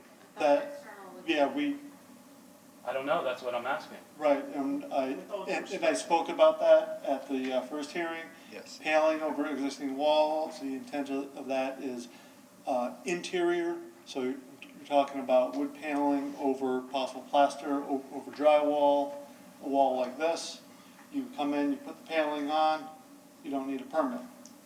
They're interpreting that as the exterior wall. What they're doing is they are siding, they are working on the envelope of the building. We're arguing over a gray area of when it just says paneling over existing wall, there's a discussion of what was meant by the words paneling over existing wall or what we want to enforce versus what does paneling over an existing wall mean to you, me, or the gentleman in the red tie. Yeah. There's no gray area. I clarified there was a that at the window last issue, meeting. too. There is. We would all question that, paneling over an existing wall. We would all write down a different definition, I believe, of what that means compared to what you're telling But me. I clarified that at the last board meeting. And they also removed the window, and then they You covered it. clarified it, but did we was it clarified weeks or months or prior when we started issuing fines? But then wouldn't we have to do that for every case we hear? It was clarified. It was, Okay, so I'm with, At the last hearing. let's move it along, let's hear what they gotta say. Yes. Hold on. There's far too much discussion. Mr. Crothers? Too much discussion? You're right. Thank you. Let's go forward. Let's please do. Hold on.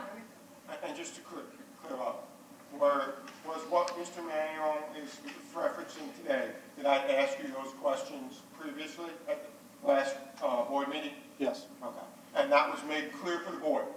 yes, And your opinion was made clear for the board? yes, And your opinion was made clear for Mr. Roy's son, yes, who was there as Mr. Roy's representative? yes, And Mr. Roy decided he still was not going to comply? yes. And I also had a meeting with Mr. Roy, Mr. Roy's son, city manager, Mr. Horn, assistant city manager, Mr. Maxwell, and this item was brought up again, and it was clarified in that meeting also. Okay. Okay, Was it clarified and understood before the work was done or after the work was done? That's where I'm having a problem. Or We if they- can interpret it and define it any way we want, but if it's not understood and it's not interpreted or defined or understood before it started, then it's a null and void and it argument. would have been clarified had they gotten a permit. Did he do work, did he come into the city before he did the work? I did not see him or talk to him before he started the work. Okay, so it could not have been clarified before the work was done? Correct. Okay. Well, you can clarify it. You can read our codes and interpret it, paneling over existing walls. You do not need a permit. If I may interject real quick. He- The fact, I'm sorry, Benjamin Roy, I'm the representative today. My address is 1412 North Fort Harrison Avenue. The mere fact, there's plenty of legal argument to be made here, and as Mr. Menino said, you guys aren't attorneys, you guys aren't judges, and you're being put in a tough position. And there's plenty of legal argument to be made that the mere fact it has to be interpreted further proves that what the respondent did was within his rights as a property owner to maintain his property. And that's an argument for the appellate to decide. All we're asking today is for a motion of stay. I don't see how this is going to harm the city of Clearwater. What it will do, though, is create a lien on the property that can be foreclosed or by the city attorney's office in 3 months. By then, the appeal might not even be finished or near completion. And so now you're taking away someone's property as well. And as Mr. Farino said, we can't just put a motion of stay in the foreclosure proceeding because that won't stop anything. So there's more harm being done to the property owner about a legal decision that the courts are reviewing. And it doesn't cost anything to accept the motion of stay until the higher court has decided the merits. Sir, do you remember the conversation the last time you came here? Remember how you belittled, berated the city? How they were like Gestapo? Well, I mean, Mr. No, let me finish. I'm sorry, You go came ahead. here, you stood there and you berated the city. You said they were after your father. You said all kinds of real nasty things. We stood here, we took it. Now you're here before us and the tone is different. With all due respect, you guys aren't seen as the city as much as you are I see everything that comes before me here, sir. The last time you were here, you didn't have very much good to say about the city. about the city over here, yes. The city of Clearwater. You said that they had a history of. I understand what I said, sir. Okay. Okay. All right. And none of that was directed to the board. No, but we received it. You know, what you said wasn't very good. Yeah. And now you're asking us to help you. You know, it's just, in my mind, it just doesn't work like that. So, Yeah. I have several questions. Yes, sir. You said, are you an attorney? I am not an attorney. Oh, you are? I am not. Okay, so that you're in the same group we are. Okay. Correct. So clarify that. And your address is 1412 North Fort Harrison. That's correct. If I'm not mistaken, I recognize that property. It's for sale? Is it for sale sign on it? That is Yes? correct. And it has that staircase. That's correct. And the reason I remember that is that became an issue with Inspector Phillips was the code enforcement agent on that, about that property, and your father spoke about it several times. And because he had been given some direction by the engineering planning department of what he could do in this door and all that stuff.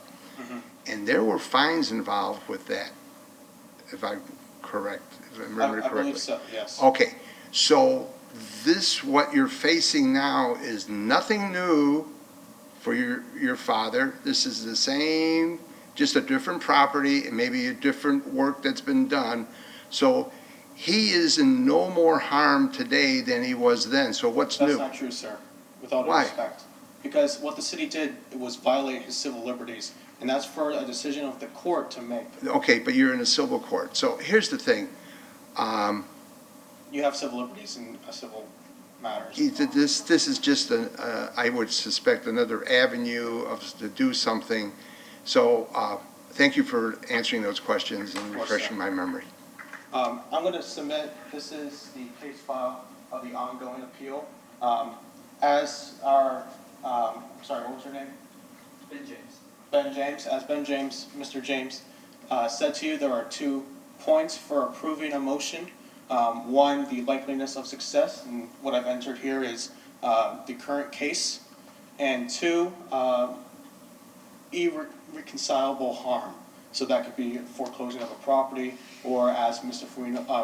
Menino said, doing all the work to come into compliance, and then the court saying, yeah, you didn't have to do that, but you did.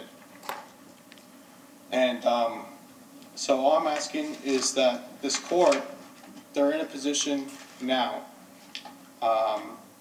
to weigh the scales with fairness, and I understand you guys aren't attorneys or judges, but we're just asking for the actual attorneys and judges to just wait until the judge has ruled on it, and then the fines and fees can continue. Has it been scheduled for hearing?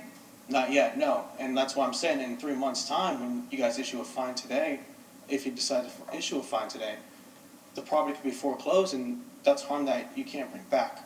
Can I just ask you one more question? Sure. What we're talking about here is regards to a permit that he should have gotten for the property, and he's simply appealing that.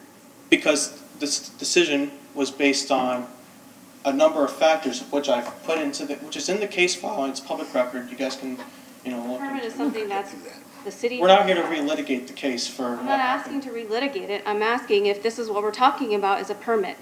And your father's been repeatedly told to get this permit, and now again, we're talking about it, and so you decided to appeal it. Well, what would be easier would be to get a permit, right? But this nation is a nation of laws, and it's about principles.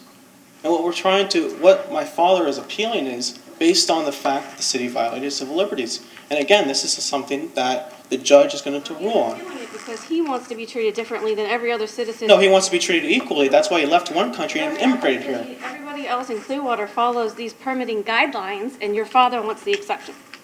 No, he wants to be treated as he should be as an American citizen. He has a history of that here with many other properties.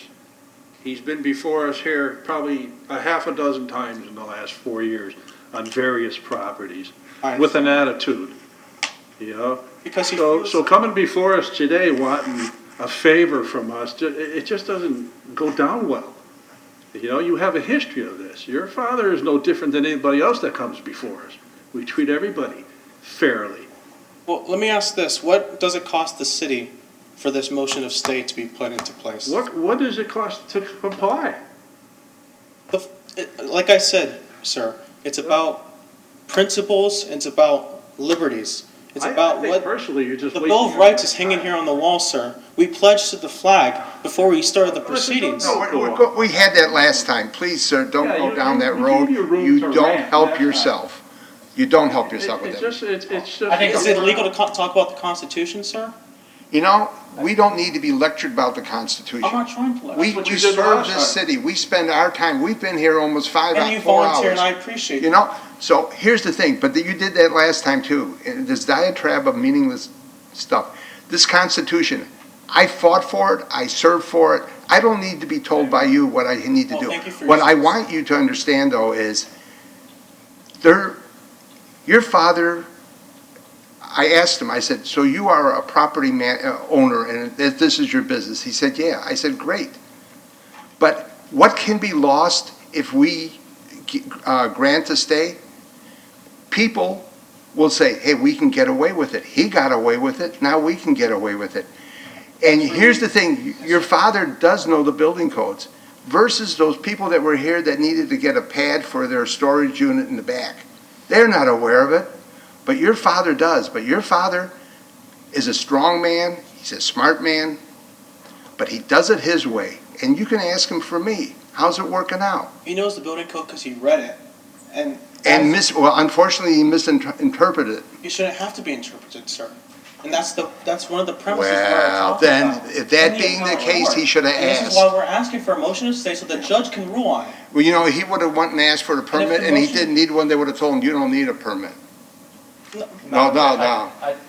Enough of it. I think this is an unfortunate situation because one of the beautiful things about being in a courtroom is that a judge and a legal team takes out emotions, frustrations, anger, and I think there's probably a little too much weighing on this decision. There's frustrations that. No anger over here. Well, there's definitely frustrations, and that's unfortunate. There's frustrations for the city. I'm frustrated because Zahid's been in front of us multiple times for things. People have called them slumlords and things like that. That's frustrating to me. But we're to a point where we have to make a decision on this, not his past, not our frustrations or anger, and we're not a judge in a capacity of a legal to make a legal decision based on civil liberties that we're arguing. I'm not, and you can roll our eyes, we can say you don't agree with me, that's fine, and I can be, separate from this group, but I'm not comfortable making a decision on this when it's in the hands of a court. And we've said that in here before, that we're not going to make a decision. We'll wait until a higher court does. And if a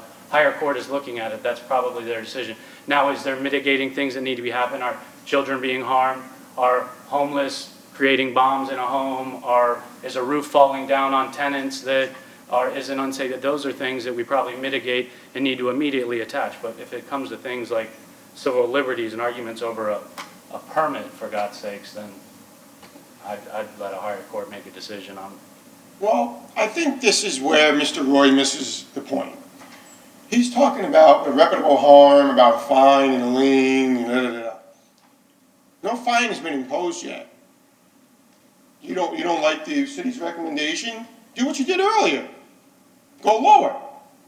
You don't like the city? Make it $1 a day. Make it $150 a day pending disposition of the appeal. But he's not irreparably harmed right now because nothing's happened to him. Right. You haven't done anything. That's why his motion's premature. Right. So that's why you need to deny it.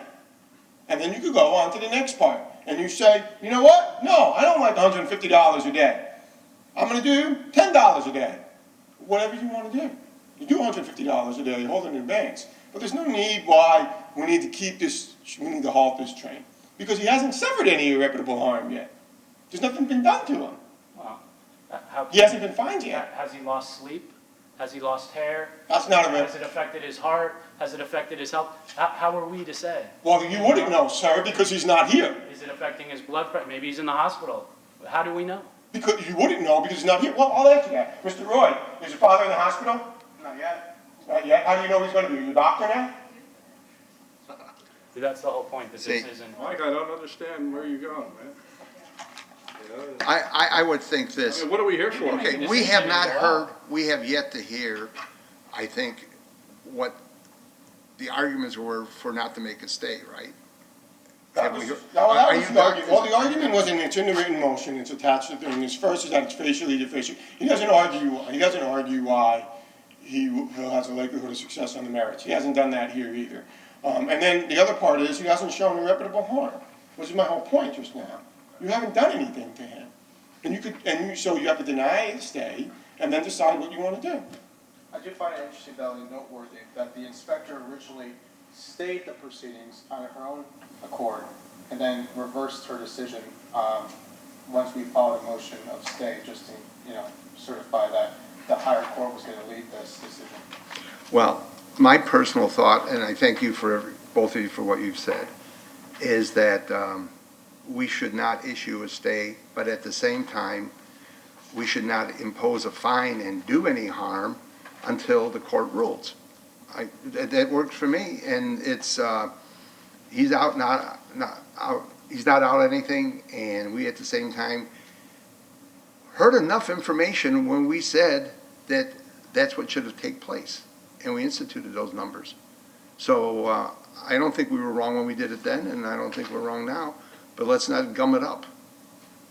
I'll make a motion. Go for I'll make a motion, I'll go with the city's recommendation, we deny his stay. I'll second it. All in favor? Aye. Aye. Opposed? Nay. Nay. Okay. I'm sorry, just,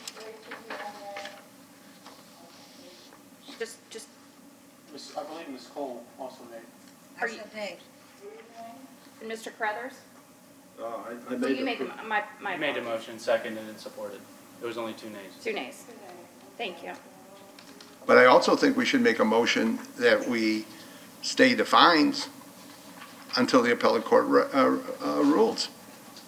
So what I would recommend is what I would ask, is that you simply accept the affidavit of non-compliance. You decide whatever the fine will be, which I think the inspector said was $150 per day. And then we keep the fines, we stay the fines pending abeyance of your appeal. Sound fair? Pretend. You could say the fines, yeah. Yeah. And then you get what you want. Well, what happens after? Let's say the appeal says, oh, you were wrong. Okay? Right? So we could have gotten a permit, day 2, knowing. You know what? You can still get the permit today. I don't think it's 10 to 5, they're closed. But you can get tomorrow morning, you can get the permit and stop all this. So what would happen is, and I'll just answer that because again, the communication, is that if the appellate court affirms your decision, it rules for you, the fines will be retroactive to the compliance date, which was, I think, February or something or other. Because right now, Mr. Roy is saying I'm wrong. Okay, that's fair. I get it. I appreciate it. There's nothing personal. But I think I'm right. I know I'm right. And I'm going to be proved to be right. And which means that as of February, whatever the compliance date was, he was supposed to be in compliance. And since he wasn't, whatever fine you all think should be appropriate gets retroactively applied. That's just the way it would work. I think that's fair. Because, the permit's easy. Could have got it. You think he admitted that. He decided he wanted it. That's his right. That's his constitutional right. I agree with him on that.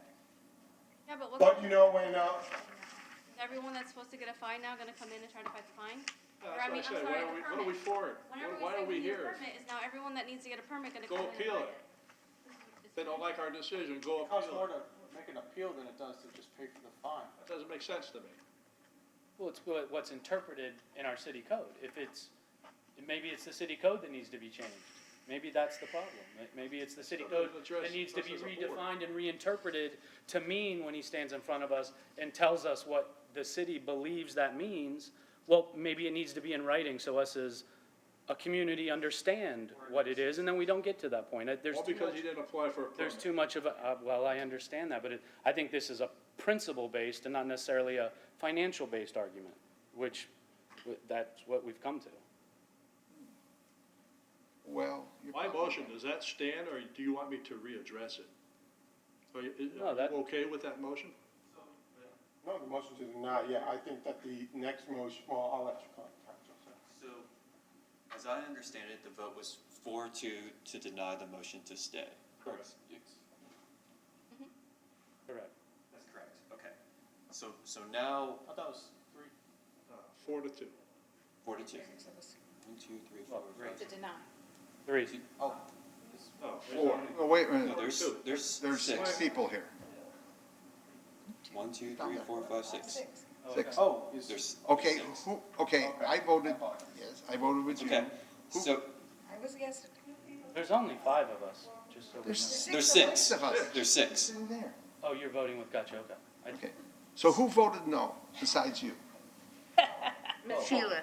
I did, Sheila, okay, good, okay, 4-2, now I understand. So now up for the board but I'm not sure I. is the city's recommendation as to if you want to find the petitioner in non-compliance and any issues related to any fine that you want to impose or how you all want to handle that, just so that I can clarify the issues that are before the board presently. So the motion to stay has been denied. Correct. Okay, so now, once again, the board is trying to determine if they're going to hold the petitioner in non-compliance and any related issues to any fines. So just wanted to clarify that. Okay, so I'll make a motion, hopefully I'll say it right, and if I'm not, I appreciate any corrections, and then you all can vote, and then we can get out of here, okay? Regarding case 5520, I move that the fines be stayed pending the decision of the appellate court regarding this case. I don't think you have to accept him as an affidavit of non-compliance, Yeah. along with putting a stay on the fine, Yeah. is that correct? Robert, you know how you read page 6, the last? Yeah, got it. What I would say, and I'll ask Mr. Roy if he agrees, because then we're just agreeing here. The board would be accepting the affidavit of non-compliance. Correct. It would be issuing a fine of $150 a day, which is what the recommendation was last time. And then that fine will be stayed pending disposition of the appeal. Right. Correct. If the board's decision is affirmed, then the fines become retroactive to whatever the compliance date was, which I believe was February, March 27th. March 27th. Mr. Roy, do you agree with that? I think this has been more than fair, and I think everyone here on the board, I'm sorry, Ms. Fuller, I didn't recognize you were part of the board. We could stay the fines, as Mr. Pross was saying, and then just include the, accepting the affidavit of non-compliance. So. No, we have to decide what the fine is. We have. We'll go with 150. 150 from the last, I believe the last Yeah. meeting was 150. Okay. So just, I moved to find the, respondent in non-compliance, and move to stay the fines. Okay, let's see what we get out of And the this. fine is $150 a day. Yes. And if the appellate court affirms, it gets, you understand, it gets retroactive to March 22nd. Because you're either gonna win or lose. Right. And if you win, great, I don't get anything, but if you lose, And what happens after 3 months, let's say it's been past 3 months and you're in the appellate phase. I won't have any fines to foreclose because it'll stay in the next, during the disposition. On say day 2, after the appellate finds that we're in, that we were wrong to appeal it, then what? Then you just You were foreclose wrong, day 1? if I win, Right, well, then, you can either come into compliance or not. but you would already start the foreclosure process, wouldn't you? No. It's slower than that. But again, it's your I'm not an decision. attorney either, so I'm just. No, it's your decision. No, your problem is it's your father and he's gonna yell at you. Right, but you're not wrong. And I appreciate Mr. Roy coming, I do. And I just want to be clear. The fines would begin to accrue if I win, retroactive to whatever the compliance date was. If, then that's however many days, times 150. Okay. In order, and I'll just be clear, in order to initiate a foreclosure proceeding against your father, I need to get city council approval. So I'll have to go before the city council and ask them for that. It's not an automatic procedure. Okay. Is that fair? Yep, okay, I got you. Okay, I have a question, just out of general information. Suppose after a month, Mr. Roy, Senior, okay, says, "The heck with it, I'm gonna go get a permit and be done with it." That stops everything then as far as the fines? Yeah. It would. Accrual of And fines. it could also act as a way of starting a conversation about other stuff. Absolutely. So, it's your principle. It makes sense. Okay. I move to accept the affidavit of non-compliance in case 55-20 and issue an order that imposes fines of $150 per day. And those fines are stayed until the appellate court reaches its decision. Once, if the plaintiff loses the decision, the fines are retroactive to March 22nd, 2020. Fines and fees remain unpaid 3 months. If fines and fees remain unpaid 3 months after such lien is filed, the city is authorized to foreclose, collect, or settle such lien. Second. All in favor? Aye. Opposed? Motion carries.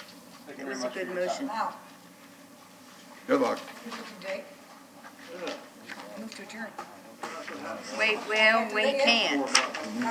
What about this other board action? We have, I'm sorry, what was your question? We have more stuff to do. Yes. we do. What's this? We've got nuisance abatements and 1 lien reduction request. Nuisance abatements. Okay, Okay. 6.1. Case 136-19, approved request by petitioner Star Cleaners of Tampa Bay, Inc. at 19080 US Highway 19 North to reduce the fine regarding exterior surfaces and approve issue an order. Excuse me. Oh, we've been here a while. This specifies a fine that includes administrative costs and establishes a date payable, or the lien will revert to its original amount. Inspector Knight. Board, unfortunately, well, Mr. Menino and Ms. Fuller have copies of it. Yeah. They know what's going on, but we don't. Don't. Is it a secret? A little bit.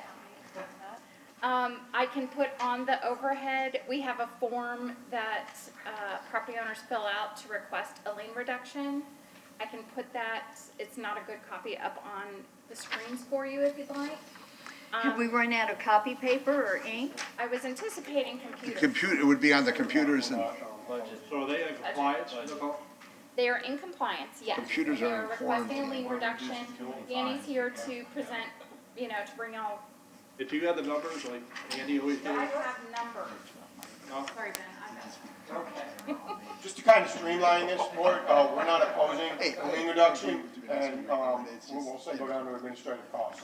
That's just as low as Do you know what that is? Yes, administrative costs are $1,587.20. And because this is always asked, the amount of the lien is currently $16,350. And the city's in favor of that reduction. Is the city in favor? Yes, the city is in favor. I see no problem. Everyone looking at me. This is the case that you had where they were parked there, or something was going on there, and then Yes, this, this one thing property led was to bought another. up. Once they get your name and number, boy, you're in trouble, you're on the list. Nicole, you need a motion for that? I do. So I'll make a motion, case 136-19, that we reduce the lien down to administrative costs, $1,587.20. Payable within. Oh, I'm sorry, within 30 days. That's fine, normal. Second.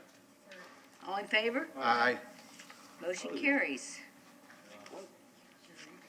Okay. Nuisance abatement lien filings. Is there anyone here for that? I'm sorry, what? Nuisance abatement. So I make a motion that we accept the nuisance abatement lien filing, 7.1, 7.2, 7.3. 7.2.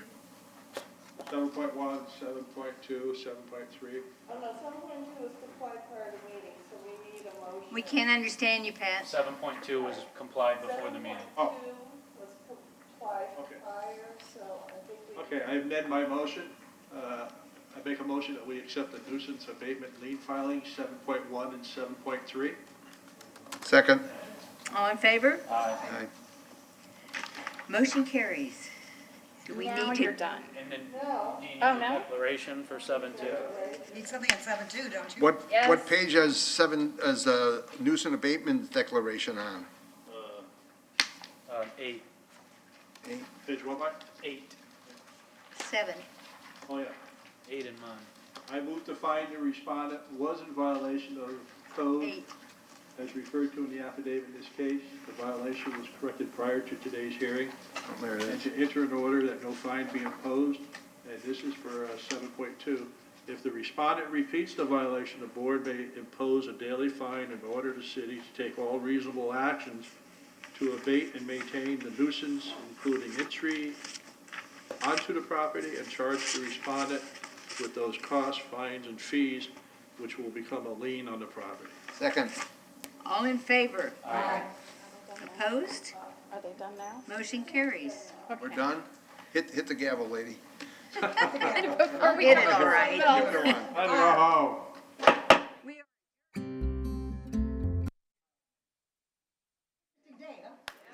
Bravo, board. Interesting day. With technical difficulties and things you've never had to deal with before. It's unusual times. Welcome back.